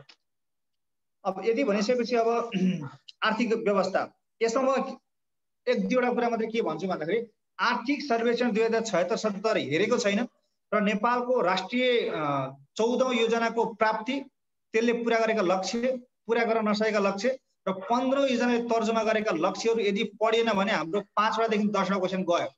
त्यहीँबाट आउने यो टपिकबाट क्वेसन, अरू कहीँबाट नै आउँदैन क्वेसन। सिम्पली भनिदिन्छ what is the current poverty rate of Nepal भनिन्छ। के थियो विद्रोहीलाई के लेखेको थियो मैले त्यहाँ गरिनँ, मैले फेरि त्यहाँ टाइप गर्नु है, अहिले नयाँ लास्टमा सोध्दा नि हुन्छ। सो आर्थिक व्यवस्थामा नेपालको प्राकृतिक सम्पदा, जल सम्पदा भनेको नदीनालाको कुरा हो, सकिहाल्यो। वन सम्पदा भनेको हामीले नेपालमा अहिले वन क्षेत्र कति छ? 44.74 छ, 40.3 छ घना जङ्गल छ भने, डेन्स फरेस्ट छ भने 4.37 के छ, 38 के छ त सब सानो हब्स छ, बुसेजहरू छ। सबभन्दा बढी जङ्गल कहाँ छ? मध्य पहाडीमा छ, 37.8%। यही कुराहरू खोजेको है। यी अब जुनसुकै लोकसेवा किताबहरूमा यो कुरा पाइहालिन्छ। वन स्रोत सर्वेक्षण 2016 हेर्नु, यसमा त्यति पुगिहाल्छ। अब खनिज सम्पदा भनेको नेपाल कुन ठाउँमा लागि के चर्चित छ भन्ने कुरा, जस्तै भोलि म्याग्नेसाइट कुन ठाउँमा पाइन्छ भनेर सोध्दा, गोल्ड कुन ठाउँमा पाइन्छ भनेर सोध्दा है। त्यसपछि अब चुनढुङ्गा कहाँ पाइन्छ भनेर सोध्दा, मार्बल कहाँ पाइन्छ भनेर सोध्दा, आइरन फलम कहाँ पाइन्छ भनेर सोध्दा, त्यो हामीले चाहिँ हेर्नुपर्ने कुरा हो। यसमा हामीले नयाँ नौलो केही पनि छैन। लोकसेवा पढेको प्रत्येक विद्यार्थीले यो कुरा भनेको पढिसकेको हुन्छ, यसमा मलाई पुरा विश्वास छ है, तिमीहरूले पनि पढाएछ भन्ने कुरा। सो अर्को यहाँ 4.2 सम्भवतः क्वेसन आउने, यहाँ 5-7 वटा क्वेसन बाहिर नजाने टपिक यही हो, कृषि। जीडीपीमा कृषिको योगदान कति छ? त्यही हो नि आउने क्वेसन। जलस्रोतमा भनेको छ नेपालमा अहिले नेपालमा टोटल इलेक्ट्रिसिटीको प्रोडक्सन कति छ? हाइड्रो पावरबाट कति छ? नेपालमा कति % जनसङ्ख्यामा विद्युतको पहुँच पुगेको छ? यातायात, अहिले नेपालमा इन्टरनेसनल फ्लाइट कन्डक्ट गर्ने एयरप्लेनहरू कतिवटा छन्? नेपालको नेसनल फ्लाइट कन्डक्ट गर्ने प्लेनहरू कतिवटा छन्? नेपालमा 12 महिना चल्ने एयरपोर्टहरू कतिवटा छन्? यिनै कुरा हो यसमा। नेपालमा हवाई सम्झौता, नेपालले कतिवटा देशसँग हवाई सम्झौता गरेको छ। नेपालमा पहिलोपटक विमान अवतरण कहिले भयो? पहिले जेट अवतरण कहिले भयो? यातायात। सो आर्थिक सर्वेक्षणको डाटाले यो यातायात क्षेत्रलाई कसरी सम्बोधन गरेको छ त्यही चाहियो हामीले। सेन्ट्रल रोड कति बनाएको छ, अनि पिच रोड कति बनाएको छ, ग्राभेल कति बनाएको छ, कच्ची बाटो कति बनाएको छ, यही कुरा हो न यसमा। अब पर्यटनबाट क्वेसन आउँदैन, के पर्यटनको क्वेसन विषय हुँदैन। 3टा कुरा याद गर्ने। यसपालि पर्यटनले जीडीपीमा कुनै पनि योगदान दिएको छैन, किनभने कोभिड कारणले गर्दाखेरि पर्यटन भनेको माइनसमा छ है। र पर्यटनबाट आउने क्वेसन के हो त भन्दाखेरि नेपालबाट टप 5 टुरिस्ट कुन कुन देशबाट आउँछन्, त्यो अर्डर याद गर्ने, पर्सेन्ट र त्यो के प्राइजको लागि आउँछ त्यसमा ध्यान दिनु। र नेपालमा पर्यटकहरूको एभरेज बसाइ कति हो, अनि नेपालमा होटलहरूको संख्या कति छ, स्टार होटल कतिवटा छ, कम्युनिटी होमस्टे कुन छ, नेपालको पहिलो होमस्टे कुन हो, नेपालको पहिलो रुरल टुरिज्म कहाँबाट सुरुवात भएको, नेपालमा वर्ल्ड टुरिज्म, नेपालमा भनौँ वर्ल्डमा टुरिज्म डे कहिलेबाट मनाउन थालेको, वर्ल्ड टुरिज्म डे कहिले मनाइन्छ, यसको नारा के हो, नेपालमा कुन कुन इयरलाई कुन कुन वर्ष बनाइयो। जस्तै 2020 लाई के मनाउनु भएको थियो? भिजिट नेपाल 2020 भनेको थियो, तर 2015 साल चैत्र 9 गते कोभिडको कारणले गर्दा नेपाल सरकारले स्थगित गरेको निर्णय गरिदियो। अनि नेपालका आन्तरिक जस्तै अब 1990 लाई के भन्थ्यो? भिजिट नेपाल भनेको थियो। 2002 लाई के भन्यो? भिजिट लुम्बिनी भन्यो। 2011 लाई के भन्यो? नेपाल टुरिज्म इयर भन्यो। कुन वर्षलाई के वर्षको रूपमा, कुन वर्षले चाहिँ कुन पर्यटन वर्षको रूपमा मनायो? र यो कृषिको मैले भन्न छोडेँ, ओभिओपी, वान भिलेज वान प्रोडक्सन र प्रधानमन्त्री आधुनिकीकरण योजना, यहाँ 2टाबाट एउटा क्वेसन हामीलाई आउँछ। र आर्थिक कृषि गणना, यो 3टा कुरा नछोड्नु, यहाँबाट क्वेसन बाहिर जाँदैन कृषिको कुरा गर्दा। त्यसपछि अब स्वास्थ्यको त्यस्तो खासै क्वेसन आइहाल्ने ठाउँहरू कहीँ पनि छैन। विद्युत भनेको त्यही जलस्रोतसँग यो इन्टर रिलेटेड छ। नेपालको प्रमुख जलविद्युत आयोजनहरू कहाँ छन्? नेपालको पहिलो हाइड्रो पावर कुन थियो? फर्पिङ 0.5, 1968 मा जेठ 9 गते पहिलोपटक सिंहदरबारमा बत्ती बल्यो। जेठ 9 गते नेपालमा ऊर्जा दिवस मनाइन्छ। सिन्स देन त्यो बेलायतको प्राविधिक सहयोगमा भएको थियो। त्यसपछिको सुन्दरी जल नेपालले बनायो। अहिले 144 मेगावाटको कालीगण्डकी ओबिओपी नेपालको 62-63 आर्थिक वर्षबाट है, यो ठ्याक्कै मिति भन्दा नि यो हाम्रो बजेटबाट हो। वर्ल्डमा चाहिँ जापानबाट हो। 1979 मा मोरिहीको हिरामात्सु उनले सुरुवात गरेको 1979 बाट 1980 बाट यो अल ओभर इम्प्लिमेन्ट भयो र नेपालमा ओबिओपी कुन देशको सहयोगमा सञ्चालन भएको भनेर क्वेशन सोधिसकेको छ जापान है। अब कुन जिल्ला जस्तै अब भोलि हामीले सोधिन सक्छ पल्स दाल कुनमा छ भनेर सोधिन सक्छ। हकप्लम लप्सी कुन जिल्लाबाट कुन जिल्ला चाहिँ लप्सीको लागि चाहिँ एक गाउँ एकीकरण गरेर छनौट गरेको छ भक्तपुर क्वेशन यसरी आउने रहेछ। सो यसलाई हेर्नु। अनि राष्ट्रिय गौरवका आयोजनाहरू डु नट गेट कन्फ्युज। अहिले 24वटा भनेर मैले कहीँ कति साथीहरूले पढेको पाएँ अहिलेसम्म नेपाल सरकारले हाम्रो नौबिसे नागढुङ्गा जुन त सुरुङ मार्ग छ 2.6 किलोमिटर त्यसलाई शिलान्यास त गर्यो तर राष्ट्रिय गौरवका आयोजना अन्तर्गत राख्ने घोषणा गरेको हो तर औपचारिक रूपमा यसको निर्णय भइसकेको छैन है। अब अहिले त सञ्चालनमा आएको त 140 मेगावाट त्यही त हो नि काली गण्डकी त हो नि हाम्रो हाईएस्ट कफी प्रोड्युसिङ डिस्ट्रिक्ट। यो चाहिँ मलाई ठ्याक्कै यो तथ्याङ्क थाहा छैन है किनभने आर्थिक सर्वेक्षणमा यो डाटा मैले पाएको छैन। अब यसको कुनै अब कफीकै सर्वेक्षण हेर्नु पर्ने होला त्यसमा चाहिँ अब तपाईलाई थाहा छ भने बरु मलाई जानकारी दिनुहोस् है। ओबिओपीमा त त्यही हो स्याङ्जा ल।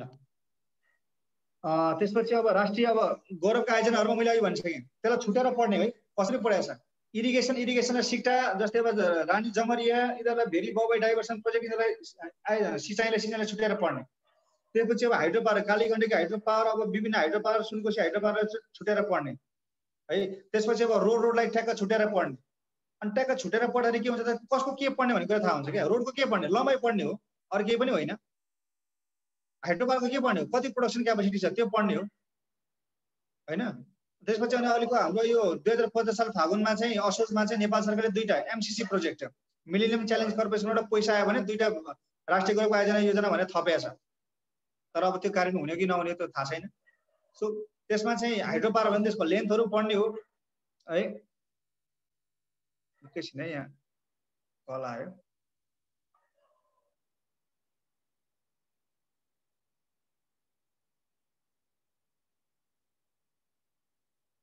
ल अनि त्यसपछि तिनै कुरा भयो राष्ट्रिय गौरवको आयोजना पहिला त यो थाहा हुनु पर्यो कुन हो कुन होइन भनेर है। त्यसपछि अब राष्ट्रिय अर्थव्यवस्था रेमिटेन्स नेपालको रेमिटेन्स कति छ यो समसामयिक आर्थिक सर्वेक्षण हेर्ने हो। वैदेशिक रोजगारी नेपालमा रोजगारी प्रतिशत कति छ बेरोजगारी प्रतिशत कति छन् आयात कति छ हामी कति व्यापार घाटामा छौँ तथ्याङ्क सबै आर्थिक सर्वेक्षण हो बाहिरबाट पैसा आउँदैन यसमा। र अब आर्थिक परिस्थिति जिडिपी नेपालको जिडिपी अहिले कति छ कसैले लेख्नु त नेपालको जिडिपी कति छ सुनौँ कसले कति पढाएर रहेछ what is the current GDP of Nepal.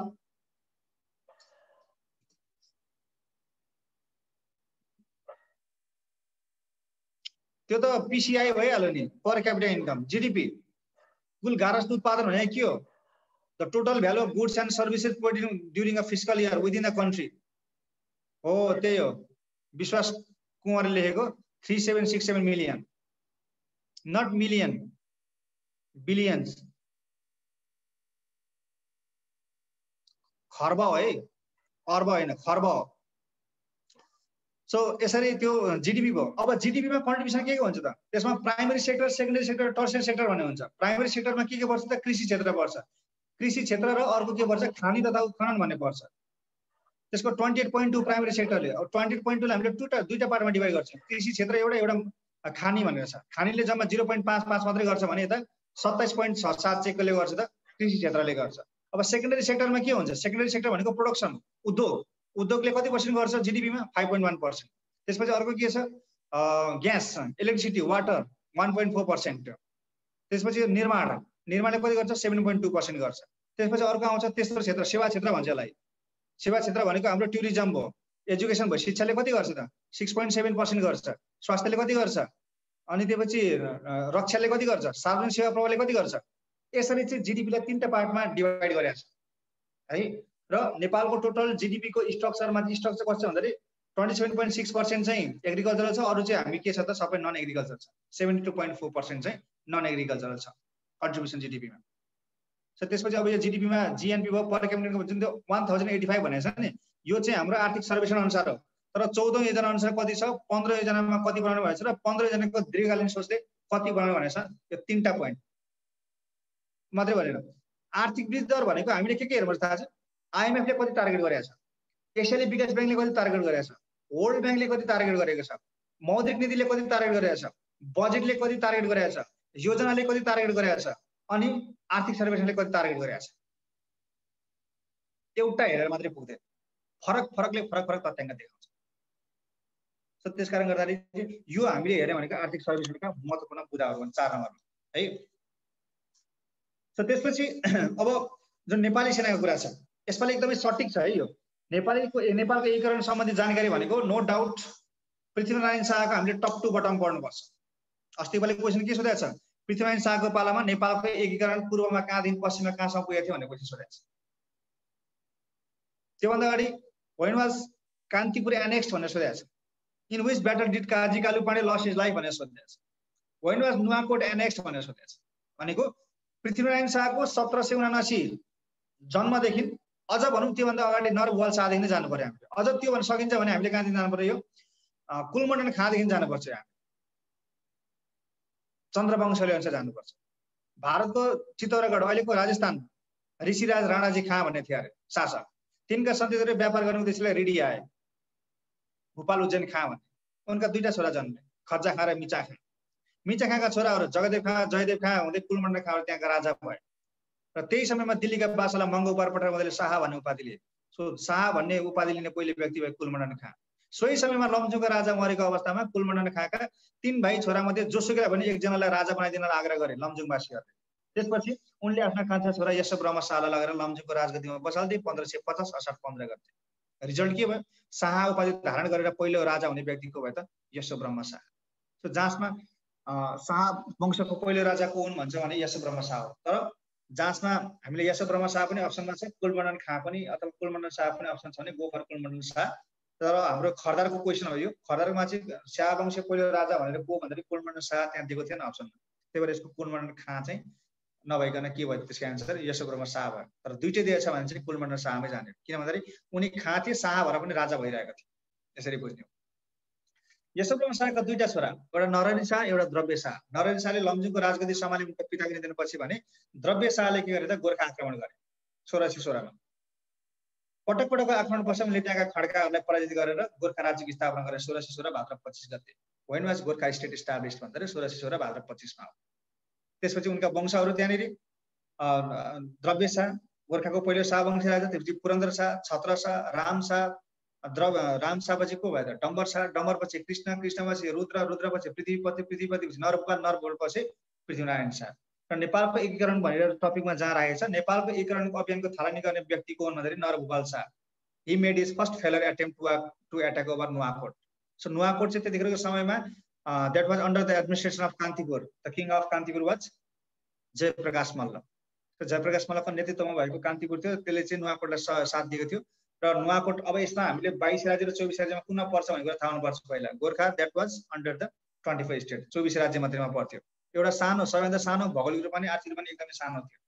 So त्यसपछि अब त्यहाँ पृथ्वीनारायण शाहको रहेपछि उनी जन्मेदेखि उनले विवाह गरेको उनका छोरा ज्वाइँ छोरी को थिए, उनले के उपाधि पाएका थिए, उनले नेपालमा आक्रमण कहिले गरे, फेरि इन्डिया किन गए, नेपाल फर्केर कालो पाण्डेलाई किन काजी भन्ने उपाधि थिए। सो एउटा म तिमीलाई यहाँ कन्ट्रोभर्सी एउटा के क्लियर गरिदिन चाहन्छु भन्दाखेरि नेपालको एकीकरणको भनेको 1794 मा सुरुवात भएको। That was initiated by Narbhupal Shah.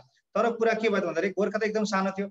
अब आर्थिक रूपमा हामीले केही ठुलो सहयोग चाहिन्छ भनेर 1794 मा त्यो युद्ध हारिसकेपछि पृथ्वीनारायण शाह र नरभुपाल शाह उनीहरूले मिलेर के गरे त? अब एउटा शक्तिशाली राज्यसँग सम्बन्ध बनाउने विचार गरे। परिणाम के भयो?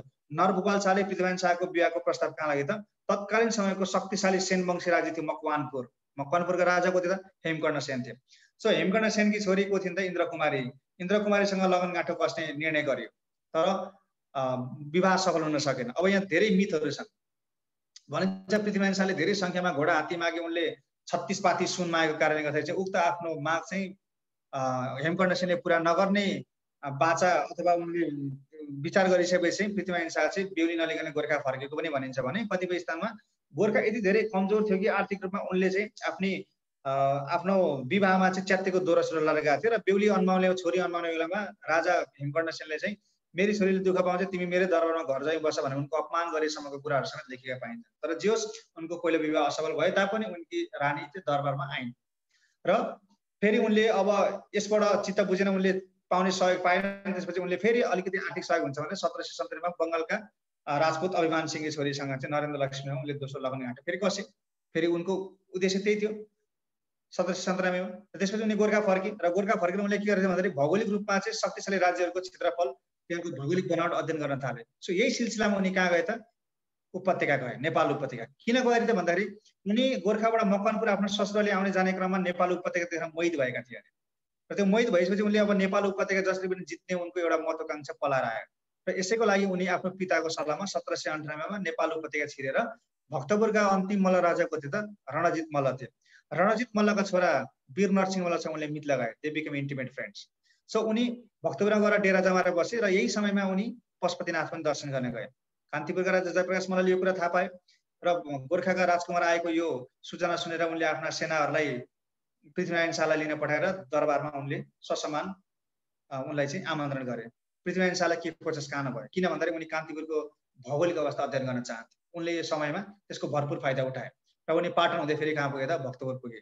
तर उनी भक्तपुरमा गएर आफ्नो सम्भावित रणनीति अख्तियार गर्दै गर्दा उनका पिता नरभुपाल शाहको 1799 मा गोर्खामा निधन भएर 1799 मा उनी गोर्खा फर्केर 20 वर्ष उमेरमा के भयो त? राजा हुनुहुन्थ्यो। अब राजा भए तर उनको एकीकरण अभियान पिताले त जुन छोडेर अधुरै छोडेर गएको एकीकरण अभियान अब उनले के गरे? त्यसलाई अगाडि बढाउने निर्णय गरे र 1800 मा उनले फेरि पनि के गरे त? नुवाकोटमाथि आक्रमण गर्न लगाए। अब यहाँ क्वेसन आउँछ, नेपाली सेनाको पहिलो कमान्डर को, काजी को भन्ने कुरामा म तिमीलाई यहाँ दोहोऱ्याएर नहुनु आजको दिनबाट म यहाँ क्लियर गराइदिन्छु। 1800 मा पृथ्वीनारायण शाहले सेना पठाए। कसको नेतृत्वमा पठाए त भन्दाखेरि चाहिँ विराज थापा, विराज बखेती थापा मगर है, विराज थापा मगरलाई चाहिँ उसको नेतृत्वमा चाहिँ 1800 मा सेना पठाए। कहाँको बाटो हुँदै? विराज बखेती थापा मगर कहाँ हुँदै त? त्रिशुलीको ठाडो बाटो हुँदै तल हुँदै हुँदै के त किनारे किनारे हुँदै नुवाकोटमा आक्रमण गर्न गए। तर यो रणनीति कसलाई मन परेन अरे त भन्दाखेरि चाहिँ अर्का कमान्डर को थियो अरे त? महेश्वर पन्त। उनले महेश्वर पन्तले चाहिँ पृथ्वीनारायण शाहको अगाडि गएर के गरे त? यो कालु विराज थापा मगर चाहिँ काम छैन, यसले युद्ध जित्न सक्दैन भनेर उनलाई फेलर गर्ने प्रयास गरे र पृथ्वीनारायण शाहले अर्को सेनाको टोली महेश्वर पन्तको नेतृत्वमा नुवाकोट आक्रमण गर्न पठाए। तर दुईटा कमान्डरको असमन्वयको कारणले गर्दाखेरि नुवाकोट हार्न पुग्यो। तर नेपालको इतिहासमा पहिलो नेपाली सेनाको कमान्डर कसलाई भनेर चिनिन्छ भन्दाखेरि विराज थापा मगरलाई चिनिन्छ। यसमा कन्फ्युजन नहुने है। इतिहासका धेरै पुस्तकहरूमा महत्त्वपूर्ण हामीले यस्तै लोकसेवाका च्याउसरी उम्रेका किताबहरूको कुराहरू हेर्ने होइन। यस्तोमा नेपालको इतिहास भनेको एउटा बृहत कुरा हो, हामीले सही जानकारी लिनुपर्छ यसमा है। त्यो कुराहरू त्यहाँ हेरेपछि थाहा भइहाल्छ। र अब पहिलो युद्ध हारिसकेपछि उनी आइसकेपछि अब के भयो त भन्दाखेरि पृथ्वीनारायण शाह विरक्ति भन्यो। तर उनी वास्तवमा विरक्ति होइन भने उनलाई थप भौगोलिक अध्ययन अनुसन्धान आवश्यक परिरहेछ भन्ने कुराले उनी फेरि कहाँ गए त? इन्डियातिर हिँड्यो, काशी गयो भन्ने। तर उनले त्यहाँ गरेको सम्भावित नीतिहरू अख्तियार गर्न आफ्नो के आर्थिक सहयोग हुन्छ कि भनेर गए र उनी नेपाल फर्केर गोर्खा राज्य फर्केर उनले के गरे त? पहिलो पटक भन्दाखेरि चाहिँ कालु पाण्डेलाई उनले काजी भन्ने उपाधि प्रदान गरे। कालु पाण्डेलाई चाहिँ काजी भन्ने उपाधि प्रदान गरे र त्यसपछि नेपालको पहिलो मूल काजी को हुन् भन्दाखेरि कालु पाण्डे हुन्। उनले किन गरे त भन्दाखेरि चाहिँ आफ्नो अनुपस्थितिमा गोर्खा राज्यलाई अक्षुण्ण राखिरहेका थिए। किनभने त्यतिखेर के थियो त? ठुल्ठुला छेउमा शक्तिशाली राज्य थियो, लमजुङ, कास्की, स्याङ्जा, तनहुँ लगायतका राज्यहरू थिए। तिनले त जहिले पनि सानो राज्यलाई आक्रमण गरेर आफूमा गाभ्ने प्रयास सधैँभरि गरिरहेका हुन्थे। त्यसलाई चाहिँ उनले जोगाए, त्यस विरुद्ध उनले लडेर गोर्खालाई एउटा राज्य सिंह राज्यको रूपमा राखिराख्न सफल भएको थिए। तथापि गोर्खा एउटा सानो र आर्थिक रूपमा भौगोलिक रूपमा सानो राज्य थियो। यसलाई कदर गर्दै पृथ्वीनारायण शाहले कालु पाण्डेलाई चाहिँ काजी भन्ने उपाधि दिएका हुन् र उनले शेरबहादुर सेनाको सर्वोच्च कमान्डर बनाएको हुन् त्यतिखेर। र दोस्रो आक्रमण 1801 मा चाहिँ कहाँ आक्रमण गर्न निर्देशन दिए त? नुवाकोटमा आक्रमण गर्न निर्देशन दिए। तर कालु पाण्डेले के भने त? महाराज नुवाकोट हामीमा त धेरै शक्तिशाली छ, अहिले तत्कालै आक्रमण गर्न भन्दाखेरि त्यहाँका शासक जो छन् को त्यतिखेर शासक जयन्त राणा थिए। जयन्त राणालाई 15 दिनको अल्टिमेटम दिएर पत्र पठाउँ। त्यो समय पनि उनले आत्मसमर्पण गरेन भने अनि मात्र आक्रमण गरौँ भनेर चाहिँ पृथ्वीनारायण शाहलाई चाहिँ कालु पाण्डेले सुझाए र कालु पाण्डेले यो कुरा सुझाइसकेपछि पृथ्वीनारायण शाहले त्यसलाई स्वीकार गर्दै 15 दिनको अल्टिमेटम दिएर पत्र पठाए। तर नुवाकोटले कुनै पनि आत्मसमर्पण गर्ने छाडकाट देखाएन। अब नुवाकोटले आक्रमण गर्नुपर्ने कारण के थियो भन्दाखेरि चाहिँ त्यो तिब्बत र काठमाडौँ बिचको जुन व्यापार गर्ने मुख्य नाका थियो नुवाकोट र काठमाडौँ थिएन, पश्चिम गेट थियो त्यो। त्यस कारणले गर्दाखेरि पृथ्वीनारायण शाहको त ड्रिम भनेको काठमाडौँ थियो। त्यही भएर उनले त्यतातिर चाहिँ त्यो नुवाकोटलाई जसरी पनि जित्नुपर्छ भन्ने उनको अभिलाषा थियो। तर 15 दिनसम्म नगरिसकेपछि के भयो त? 1801 असोज 15 गते बिहान झिसमिसे उज्यालो नहुँदै गोर्खाली सेनाले तीनतिरवटा घेरा हाल्यो नुवाकोटलाई है।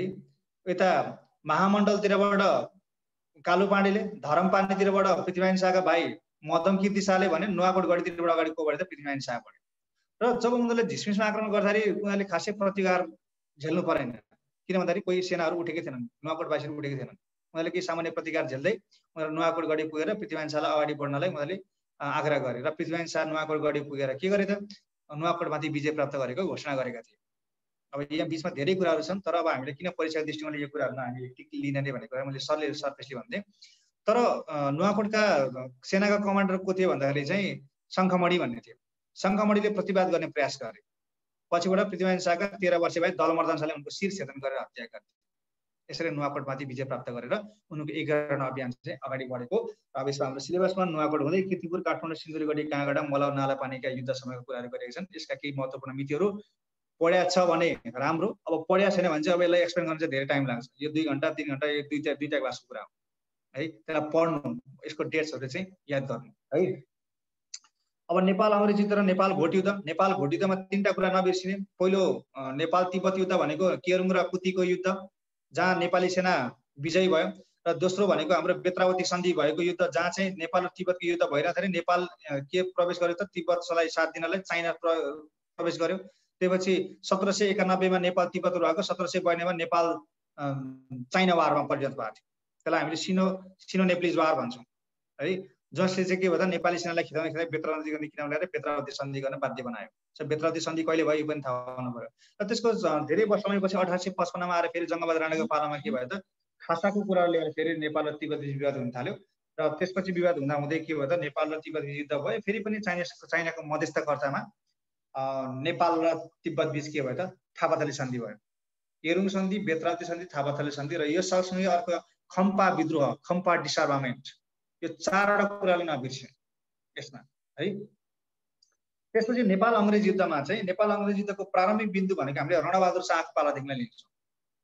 रणबहादुर शाहको पालाको कसरी कुरा भन्दाखेरि रणबहादुर शाह आफ्नी प्रिय रानी कान्तिमतीले भने बमोजिम 1.5 वर्षका गिरबाणलाई राजगद्दीमा बसेर आफू धर्मक्रममा लागे है। उनलाई निर्गुणानन्द स्वामी, स्वामी महाराजा, सरी 4 डेट कुन 4 डेट है ल ठिकै छ, त्यसमा कुरा गरौँला। मलाई पहिले सधैँ यो सपन दिनु। सो नेपाल अङ्ग्रेज युद्धको प्रारम्भिक युद्ध भनेको रणबहादुर शाहको कुरा आउँछ। रणबहादुर शाहले अब रानीले भनेको गिरबाण युद्धलाई 1.5 वर्षमा राजगद्दीमा बसाल्दिए र नेपालको इतिहासमा सबैभन्दा सानो उमेरमा राजा भन्ने व्यक्ति यिनै गिरबाण भयो 1855 मा।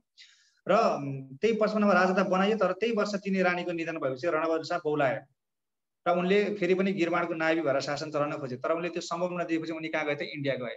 इन्डियामा शासन कसको थियो? ब्रिटिसको शासन थियो। अब नेपालका भूतपूर्व राजा इन्डियामा आएको यसबाट म्याक्सिमम फाइदा लिनुपर्छ भन्ने सोचेर ब्रिटिसहरूले राजासँग 13 सूत्रीय गोप्य सन्धिमा हस्ताक्षर गरे, जसअनुसार उनीहरूले के भने त कीर्तिपुरमा व्यापारिक कोठी खोल्न दिनु पर्यो। त्यसको अगेन्स्टमा चाहिँ त्यो गरे बापत हामी राजालाई मासिक 6000 दिन्छौँ, उहाँलाई राजकीय शैलीमा राख्छौँ भारतमा भन्थे। त्यही भएर उनीहरू ब्रिटिसहरू नेपाल आउन थाले। उनीहरूको त पहिलेदेखि नेपालमा इन्ट्रेस्ट थियो। उनीहरू नेपालको बाटो हुँदै तिब्बतमा त्यहाँको नुन सुन उनीहरूको आँखा गाडी राखेको थियो, त्यहाँ जान चाहन्थे। र नेपाल को जुन गोर्खाजहरूको जुन उनीहरूले एकीकरण अभियान दौरान उनीहरूले चलाएको युद्ध थियो त्यसबाट उनीहरू परिचित थिए। त्यही भएर उनीहरूले हतपत आक्रमण गर्न सकेका थिएनन्। होइन भने भारत त्यत्रो ठुलो विशाल देशमा त उनीहरूले 100 वर्ष लाएर आक्रमण गरेको थियो भने नेपाल जति सानो भूमिलाई त उनीहरूले सजिलै जित्न सक्थे, तर उनीहरूले त्यो आँट गरेनन्। सो गिरबाण युद्ध राजा हुँदाखेरिको पालामा चाहिँ नेपालमा गिरबाण युद्ध राजा थियो, तर भारतमा उनका पिता रणबहादुर शाहले सन्धि गर्थे र त्यसपछि त्यहाँको बिउ रोप्यो र त्यसपछि नेपालको प्रशासनमा ब्रिटिसहरूको आँखा गर्दै गयो र पछिबाट यसको फेरि अलिकति लामै छ इतिहास। रणबहादुर शाह भारतमा बस्दाखेरि त्यो सन्धि भयो, तर पछिबाट रणबहादुर शाहलाई लाग्यो कि यो सन्धि ठिक थिएन, 1858 मा गरेको सन्धि ठिक थिएन। त्यही भएर उनले आफूसँग गएकी रानी राजराजेश्वरीलाई नेपाल पठाएर के भने रानी तिमी नेपाल जाऊ र यो सन्धि भङ्ग गरिदियो भने। र रानी नेपाल त आइन्, सन्धि भङ्ग पनि गरिन् र नेपालबाट सन्धि भङ्ग भएपछि अब क्याप्टेन अफ ब्रिटिसका त्यहाँबाट गए र उनीहरूले के भने अब त्यो भारतमा भएको रणबहादुरलाई कुनै पनि सहयोग नगर्नु, अब उसको नेपालमा काम छैन, त्यो सन्धि भङ्ग भइसक्यो भने। र त्यहाँबाट ब्रिटिसहरू हिँडे भारततिर। अब नेपालमा जुन राजराजेश्वरी आएको थिइन् उनले सन्धि भङ्ग गरिन्, तर उनले राजालाई नेपालमा पठाउन साट्दा उनले के गरिन् त आफै गिरबाणको नायबी भएर शासन चलाउन थाले। यो कुरा अब मन परेन रणबहादुर शाहले। रणबहादुर शाह नेपाल आए र नेपालमा यतिखेर काजी को थियो त? गिरबाण युद्धको केयरटेकर भएर दामोदर पाण्डे थियो त्यतिखेर। सो भारत रणबहादुर शाहसँग को गएको थियो? भीमसेन थापा गएको थियो। सो भीमसेन थापाले 1860 मा सुटुक्क नेपाल आयो भने र नेपाल आएर दिउँसै कालु पाण्डेलाई चाहिँ सरी दामोदर पाण्डे भनेको कालु पाण्डेका कान्छा छोरा हुन् है। दामोदर पाण्डेको खास नाम के हो त? वंशीधर पाण्डे। क्वेसन वास्तविक नाम सोधेर वंशीधर पाण्डे र वंशीधर पाण्डेका कान्छो छोरा दामोदर पाण्डेलाई भीमसेन थापा र राजा भूतपूर्व राजा रणबहादुर शाह भनेर उनीहरूलाई दिउँसै काटेर मार्थे र फेरि पनि गिरबाणको नायबी भएर शासन चलाउन थाले र रानी राजराजेश्वरीलाई आफूलाई धोका दिएको आरोपमा उनीहरूले चाहिँ हेलाममा पठाइदिए रानीलाई दिरवासी जीवन बिताउन। त्यसपछि उनी के गरे त अब आएर फेरि पनि गिरबाणको नायबी भएर शासन गर्न थाले र त्यसपछि भीमसेन थापालाई काजी बनाएर त्यसको केही समयपछि उनलाई कुन पद दिए? मुख्तियार। नेपालको पहिलो मुख्तियार को भन्दाखेरि भीमसेन थापा हुन्। त्यतिखेर प्रधानमन्त्री भन्ने पद नेपालमा थिएन, मुख्तियार भनिन्थ्यो है प्रधानमन्त्री सरको पदलाई। र पछिबाट आपसी किचलो हुँदै गर्दाखेरि रणबहादुर शाहलाई आफ्नै भाइले काटेर मारिदिए, जसलाई भनिन्छ शेरबहादुर शाह। 1863 वैशाख 14 गते बेलुका 7 बजेतिर स्याल कराइरहेको समयमा सबैजना स्यालको आवाज सुन्नलाई व्यस्त भइरहेको समयमा चाहिँ रणबहादुर शाहलाई उनका आफ्नै सौतिनी भाइ शेरबहादुर शाहले 3 पटक तरबारले हानेर मारिदिए। र अब भीमसेन थापालाई के खोजस कान भए उनले पनि आफ्ना विरोधी शेरबहादुर शाह लगायतका सम्पूर्णलाई मारिदिए, नसक्नेलाई जेल हालिदिए अथवा देश निकाला गरे, के गरे र नेपालको सम्पूर्ण अभिभार कसले लिए त? भीमसेन थापाले आफ्नो हातमा लिए। सो भीमसेन थापाले यी सबै कुराहरू आफ्नो हातमा लिइसकेपछि उनले नेपालमा ब्रिटिसहरूलाई चाहिँ आउनलाई प्रतिबन्ध गरेर नेपालमा पासपोर्टको चलन चलाए है। नेपालमा पासपोर्ट भित्राउने व्यक्ति को हुन्छ भन्दाखेरि भीमसेन थापा 1863 मा र सोही वर्ष उनले नेपाललाई 39वटा जिल्लामा पनि विभक्त गर्न भ्याएका थिए र उनले अब गिरबाणको नायबी भएर शासन गर्न थाले। सम्पूर्ण शासन शक्ति उनको हातमा आयो। हो यही समयमा ब्रिटिसका शासकहरू मध्ये अब ब्रिटिसले कसलाई खटाए त? जनरल लर्ड हेस्टिङ्सलाई खटाए। उनको उद्देश्य के थियो? जसरी पनि नेपालसँग सीमा विवाद निकालेर नेपालको सीमा मिच्नु थियो, लानु थियो र बुटवल र शिवराज चाहिँ नेपालका भूमि होइन भारतका भूमि हुन् भनेर फिर्ता दियो भनेर परिपत्र गरे। तर बुटवल भनेको पाल्पा राज्य अन्तर्गत पर्थ्यो, जसमा चाहिँ भीमसेन थापाका पिताको थियो त साना काजी अमरसिंह थापाले विजय प्राप्त गरिसकेको थियो पहिले। र बुटवल र शिवराज मागिसकेपछि भीमसेन थापाले के भनेर पत्र पठाए फिर्ता गरे भन्दाखेरि 1 इन्च भूमि पनि छोडिने छैन भने। परिणाम के भयो? 1814 नोभेम्बरमा ब्रिटिस इस्ट इन्डिया कम्पनीले युद्ध घोषणा गर्यो। 1816 सम्म युद्ध चल्यो। अब विभिन्न क्षेत्रमा यसमा हामीले याद गर्नुपर्ने कुरा नेपालको कुन कुन फ्रन्टमा कुन योद्धा तैनात थिए र ब्रिटिसका कमान्डरहरू कुन कुन फ्रन्टमा को युद्ध लड्न आएका थिए अथवा नेपालको भूभाग खोज्न आएको थियो, त्यो हामीले जान्नुपर्छ है। र यसको अन्त्य भनेको 1816 मार्च 4 मा सुगौली सन्धि मार्फत भयो। अब सुगौली सन्धिमा जानुभन्दा अगाडि अलिकति थोरै 1815 डिसेम्बर 2 मा गए। जब हाम्रो पश्चिमी कमान्ड कसको कमान्डमा थियो त? अमरसिंह थापा कमान्डमा थियो। विशेष गरी हाम्रो अल्मोडा, कमाओ, गढवाल है र मल्लाउ, देउथल यो युद्धहरू एकदमै चर्चित छन्। किन भन्दाखेरि चाहिँ त्यहाँ चाहिँ अमरसिंह थापाको कमान्ड थियो र सब कमान्डरहरूको रूपमा अब रणजित सिंह थापा, उनका आफ्नै छोरा रणजित सिंह थापा, हस्तिलाल शाह हैन, बम शाह लगायतका थिए। उनीहरू सबै युद्धमा पराजित भइसकेपछि अमरसिंह थापासँग आत्मसमर्पण गर्नुपर्ने बाहेक अरू कुनै पनि उपाय थिएन। त्यसपछि काठमाडौँबाट दरबारियाको रूपमा, दरबारको प्रतिनिधिको रूपमा कसलाई पठाइयो त? गजराज मिश्रलाई पठाइयो र गजराज मिश्र र तत्कालीन ब्रिटिस इस्ट इन्डिया कम्पनीका जनरल को थिए त? ब्रान्ड शाह बीच के भयो त? विभिन्न सम्झौतामा हस्ताक्षर भयो र त्यो हस्ताक्षर अब कसले पुष्टि गर्नुपर्थ्यो? त्यसलाई प्रमाणित कसले गर्नुपर्थ्यो? दरबारले गर्नुपर्थ्यो। तर दरबारमा जब त्यो पत्र ल्याए त्यहाँ भएको प्रावधानहरू भीमसेन थापाले स्वीकार्य थिएन, अर्थात् राजा दरबारलाई त्यहाँका राजाहरूले स्वीकार्य थिएन। राजा त बिचरा सानै थिए। तराईका सम्पूर्ण युद्ध लडेका भूमिहरू ब्रिटिसलाई दिनुपर्ने, उनीहरूको कुनै पनि आदेश बिना यहाँ ब्रिटिसलाई भित्र छिर्न नदिने पाइने, काठमाडौँमा कमिसन अफिस खोल्न पाउनुपर्ने, जसरी पनि नेपाली गरेर जबरजस्ती ब्रिटिस सेनामा भर्ती गर्न लगायतका धेरै प्रावधानहरू थिए जुन चाहिँ नेपालको हितमा थिएन, नेपाललाई होच्याएर गरिएको थियो। अब दरबारले गरेन। पछिबाट फेरि अब 15 दिनको अल्टिमेटम दिएर पत्र पठाएको थियो, तर नेपालले नगरिसकेपछि 1816 फेब्रुअरीमा फेरि अक्टोबर हुने आफ्नो फौज लिएर मकवानपुर गढी हुँदै काठमाडौँ अगाडि बढ्न खोजिसकेपछि भीमसेन थापाले कसलाई पठाए त? पत्र चन्द्रशेखर उपाध्यायलाई पठाएर त्यसमा सिग्नेचर गर्न लाएर चाहिँ कसलाई बुझाइदिएको नि त? अक्टोबरलाई बुझाइदिएको नि 1816 मार्च 4 मा। त्यसपछि यो सन्धिले नेपालको सीमा पूर्वमा मेची र पश्चिममा महाकाली निर्धारण गरेको थियो। यसपालि क्याडेटमा सोधेको क्वेसन यही। सो नेपाल एङ्ग्लो वार एकदमै महत्त्वपूर्ण छ। विशेष गरी कुन फ्रन्टमा कसले नेतृत्व गरेका थिए त्यो नछुटाउनु होला पढ्नु। अब नेपाली सेनाको शान्ति मिसनमा सहभागिता, यसलाई म तपाईँलाई दुईटा कुरा भन्छु है। त्यहाँ के भन्छु भन्दाखेरि चाहिँ नेपाल आर्मीको होम साइटमा जानु, त्यहाँ अबाउट अस भन्नु, नेपाल आर्मी युएन मिसन भन्नु, त्यहाँ 8वटा पोइन्ट पढ्नु, त्यो केही पनि पढ्नु पर्दैन। अहिले 5092 जना युएन मिसनमा छन्। अहिले 2020 नोभेम्बरको डाटा हेर्यो भने अहिले 12वटा मिसनमा नेपाली सेना कार्यरत छ, जसमा 5092 जना नेपाली सेना छन्, 165 जना महिलाहरू छन् है, जसमा 68 जनाको निधन भएर 66 जना चाहिँ डिसेबल भएको छन्। र अन्तिम मिसन भनेको हाम्रो अस्ति भर्खर यो कहाँ हो त? यसमा फेरि यो अब्जर्भर मिसन है, 43औं मिसन। लास्ट मिसन कुन हो? पहिलो मिसन कुन हो? पहिलो मिसन भनेको युनाइटेड लेबानन हो। अब त्यो त मिलिटरी अब्जर्भर हो। त्यसपछि अब हाम्रो एज अ कन्टिजेन्ट फोर्स छ, शान्ति सेनाकै रूपमा गएको भनेको हाम्रो कहाँ हो त? इजिप्टमा हो, पुरानो गोरख बटालियन। त्यसपछि पहिलो इन्जिनियरिङ कम्पनी कुन चाहिँ हो, कुन कुन हुन्, त्यस्ता कुराहरू त्यसमा हेर्नु। यसमा मैले भन्नुपर्ने नयाँ कुराहरू केही पनि छैन। त्यसै गरी सैनिक नेपाली सेनाका दर्जा नै चिन्ह र दर्जाहरू, यसमा मैले तपाईँलाई के भन्नुपर्छ भन्ने कुरा केही पनि छैन है। त्यो अब सबैले तपाईँलाई यो पढिसकेको कुरा हो। अब अहिलेसम्म क्याडेटको जाँच दिने मान्छेलाई दर्जाको कुराहरू थाहा नहुने भने प्रश्नै हुन्न। यसमा केही अपवादहरू छन्, त्यसलाई अब भोलिको क्लास केही भएछ भने म त्यसमा जुन अब त्यहाँभित्र पनि जुन आर्मी एक्टले डिफाइन गरेको पोजिसन भन्दा पनि त्यहाँ बिचमा केही पदहरू रहेछन् त्यस्ता, जस्तै अब बटालियन क्वार्टर मास्टरको भए, कम्पनी क्वार्टर मास्टरको कुराहरू भए होइन, अनुरोधी पोजिसनहरू त्यस्ता केही रहेछन्, त्यसलाई अलिकति थोरै चर्चा गर्न सकिन्छ। र सैनिक ऐन 2063 सैनिक नियमावली 2069 विशेष गरी सैनिक अदालत र विधा सम्बन्धी व्यवस्था है, यो कुरालाई मजाले हेर्नु। नेपाल ल कमिसनमा जानु, नेपाल ल कमिसनमा गएपछि त्यहाँ सैनिक ऐन 2063 हान्नु, सर हेर्नु, त्यसको परिचय हेर्नु, त्यहाँ ट्याक ट्याक ट्याक दिएको हुन्छ, त्यसलाई पढ्नु। अब यसलाई एकचोटि मैले भनिदिनुपर्छ भन्नुहुन्छ भने अब आज त यो पोसिबल छैन, अब 10 भइसकेको छ, भोलिको क्लासमा यसलाई एकचोटि म केही भएछ भने मैले तपाईँलाई भनिदिन्छु है।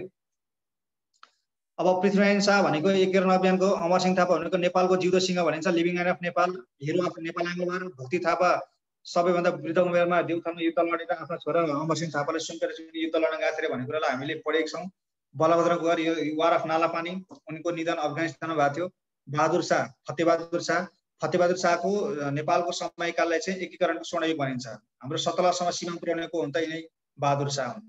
जङ्गबहादुर राणा 1903 देखि 1933 सम्म, उनको यो योगदानलाई हामीले बिर्सिनु हुँदैन है, छन् यो। त्यसपछि भीमसेन थापा, कालु पाण्डे, अब यी कुराहरू त भइ नै हाल्यो। अब विज्ञान प्रविधिमा यो हाम्रो 10वटा वैज्ञानिकको नाम दिएको छ, Archimedes, Galileo, Albert Einstein, Isaac Newton. ठ्याक्क पहिला यतिको चाहिँ सबै सकाउन यिनीहरूले गरेका योगदानहरू, त्यो बाहेक अरू पनि हेर्नु है, किनभने अब बल पेनको पनि सोधेको छ, हाम्रो डाइनामाको पनि सोधेको छ, अनि त्यसपछि अर्को ट्रान्जिस्टरको पनि सोधेको छ है, धेरै धेरै। अब डाइनामाइटको अब अल्फ्रेड नोबेल, अब गाह्रो नामहरू त होइन, त्यही पनि सोधेको छ। कम्तीमा यहाँ भएको वैज्ञानिकहरूले गरेका महत्त्वपूर्ण योगदानहरूलाई चाहिँ तपाईँले मजाले पढ्नु होला है। अब नेपालमा संरक्षित जनावर 26वटा छन् स्तनधारी, 9वटा चराहरू छन्, 3टा के छन् त घस्रिने छन्, अजिङ्गर, गोही र घडियाल छन्। नाम याद गर्नुपर्ने कतिवटा छन् भनेर। अब विश्व सम्पदा सूचीमा सूचीकृत भनेर मैले भनिदिइसकेको छु। र हाम्रो अन्त्यमा अब द्विपक्षीय सम्बन्ध, क्षेत्रीय तथा अन्तर्राष्ट्रिय सङ्गठनको कुरा छ। यो 15 मार्क्सको एकदमै महत्त्वपूर्ण छ। यसमा तपाईँलाई म 2-3वटा कुरा सुरुमै भन्छु। हेडक्वार्टर पढ्नुहोस्, संयुक्त राष्ट्र सङ्घका पी60 सङ्गठनका हेडक्वार्टर पढिएन भने 2-3वटा क्वेसन गयो। नट ओन्ली स्पेसलाइज एजेन्सी, पी60 सङ्गठन मात्रै होइन, संयुक्त राष्ट्रसँग सम्बद्ध संस्था पनि पढ्नु। जस्तै यसपालि WFPले नोबेल प्राइज जितेको छ है। अब यो नोबेल प्राइज जितेका कुराहरूलाई अलिकति समसामयिकको पाटोमा भोलि म यसमा चर्चा गर्छु, कसरी सम्झिने कुराहरू भनेर है। त्यसको हेडक्वार्टर याद गर्ने। र यसमा छ हाम्रो सार्क राष्ट्रहरू, चीन, बेलायत, अमेरिका, जापानसँग नेपालको द्वैत सम्बन्ध। अब म यहाँ 2-3वटा कुरा भन्छु। द्वैत सम्बन्ध कसरी पढ्ने? नेपालको पहिलो द्वैत सम्बन्ध बेलायतसँग भयो, त्यसपछि अमेरिका, अनि त्यसपछि इन्डिया अनि फ्रान्ससँग भयो है। त्यसपछि त्यो द्वैत सम्बन्ध 4वटा के भयो?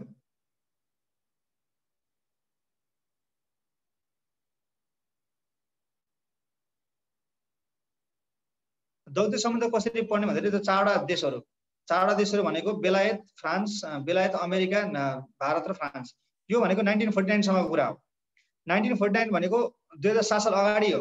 राणा शासन हुँदा नेपालमा राणा शासन अगाडि, अर्थात् अब भीमसेन थापा र गिरबाण हुँदा नै सुगौली सन्धि भएको, त्यतिखेर त राणा शासन थिएन भनेको। 7 साल अगाडि नेपालसँग द्वैत सम्बन्ध कायम गर्ने देशहरू 4वटा थिए बिफोर डेमोक्रेसी। र आफ्टर डेमोक्रेसी पहिलो देश कुन हो त? चाइना हो। सक्यो।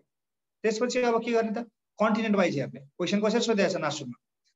दक्षिण अमेरिकी महादेशको कुन मुलुकसँग नेपालले पहिलोपटक द्वैत सम्बन्ध कायम गरेको थियो? अर्थात् कुन कन्टिनेन्टका कुन देशसँग नेपालले पहिलोपटक डिप्लोमेटिक रिलेसनसिप कायम गरेको थियो त्यो हेर्ने। र सार्क नेसनको हेर्ने। सार्क राष्ट्रको नेपालसँग द्वैत सम्बन्ध कायम गर्ने सार्कको दोस्रो मुलुक कुन चाहिँ हो भनेर क्वेसन सोधिन्छ।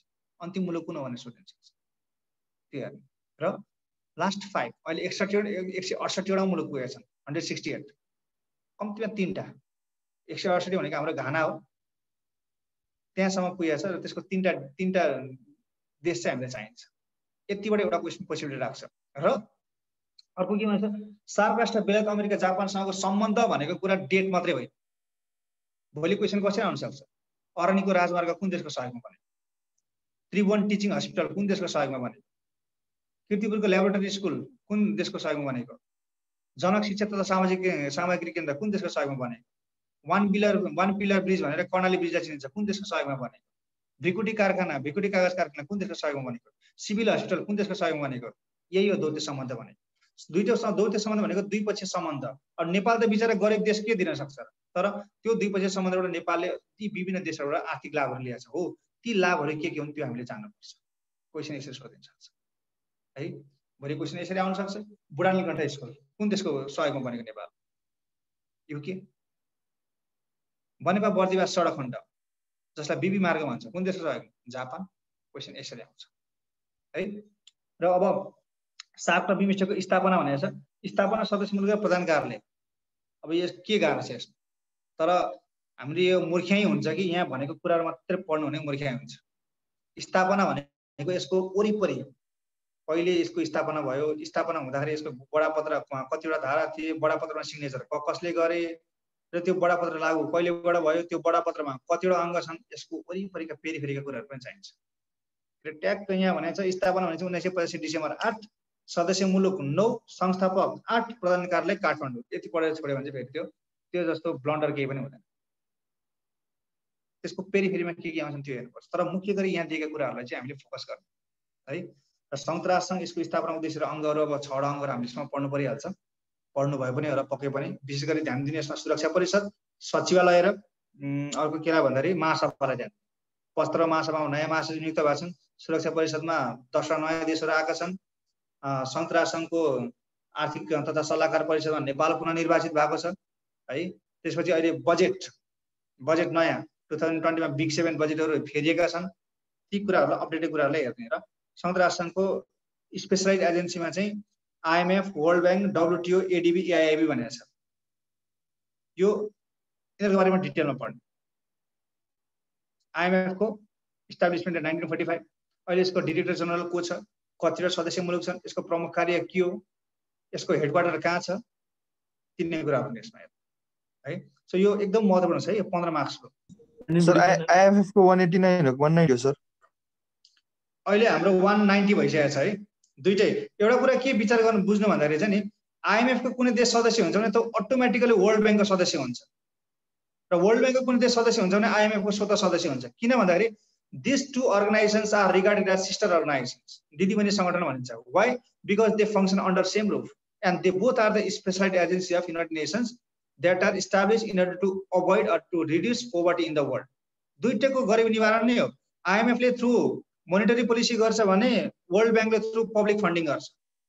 र वर्ल्ड ब्याङ्क भनेको एउटा सिंगल ब्याङ्क होइन। यो क्वेसन आछ है, which of the following is not an organisation of World Bank भने अस्तिको पालि हाम्रो 3 नम्बरमा क्वेसन आछ। त्यसमा WTO भनेर राखेको छ।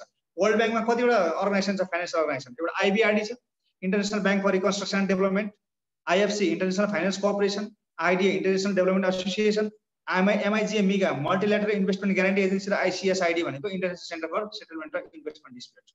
यो 5वटा मिलेर के बनाएको छ त? वर्ल्ड ब्याङ्क बनाएको छ। त्यसै WTO हो, यो WTO चाहिँ यो WTO भनेको वर्ल्ड के अरे युनाइटेड नेसन्सको स्पेशल एजेन्सी होइन। This is an autonomous organisation WTO। Majority more than 90% of the trade activities in the world are conducted through WTO। WTO पढ्ने बित्तिकै सुरुमा आउनुपर्छ GATT, GATT, general agreement on tariffs and trade, 1948 January 1, that was translated through Kennedy round in 1995 January 1. It is headquartered located in Geneva, Switzerland है। त्यसरी चाहिँ हेर्नुहोस्। अब यो मैले पहिला डिकामा दिएको नोटहरुमा यो कुराहरु सबै छ है। र ADB भनेको एसियाको हो। अब एसियामा अहिले यसको सदस्य संख्या यसको कति 68 पुगेको छ। अब AIIB मा 103 मेम्बर कन्ट्रीहरु पुगेको छ यसमा। अब यसको स्थापना, संस्थाको सदस्य र प्रधान कार्यालय भनेको AIIB को चाइनाको बेजिङ, ADB भनेको मनिलाको फिलिपिन्सको मनिला, WTO जेनेभा हो, IMF र वर्ल्ड ब्याङ्क दुईटैको कहाँ छ त? यो हाम्रो वाशिंटन DC मा छ है। सो आई होप जुन मैले भनिसकेको कुराहरु सबै पढिसक्यो होला र केही नबुझेको कुराहरु, केही छ अस्पष्ट कुराहरु छ, केही सोध्नुपर्ने कुरा छ भने त्यसलाई टिपेर राख्नु। अब 12:15 पनि भइसक्यो, 10:15 भइसकेछ राति। मलाई पनि निद्रा लाग्न थालिसक्यो, फेरि अब निद्रामा के भन्नेला हैन। र बाँकी कुरा अब भोलि इफ पोसिबल म दिउँसो क्लास राख्ने कोसिस गर्छु। Stay updated with Rajendra sir है। र करेन्ट अफेयर्सको मैले केही कुराहरु महत्त्वपूर्ण कुराहरु, अब यो कोरोनाहरुको बारेमा अलिकति मैले केही भन्नै पर्ने थियो। अब आज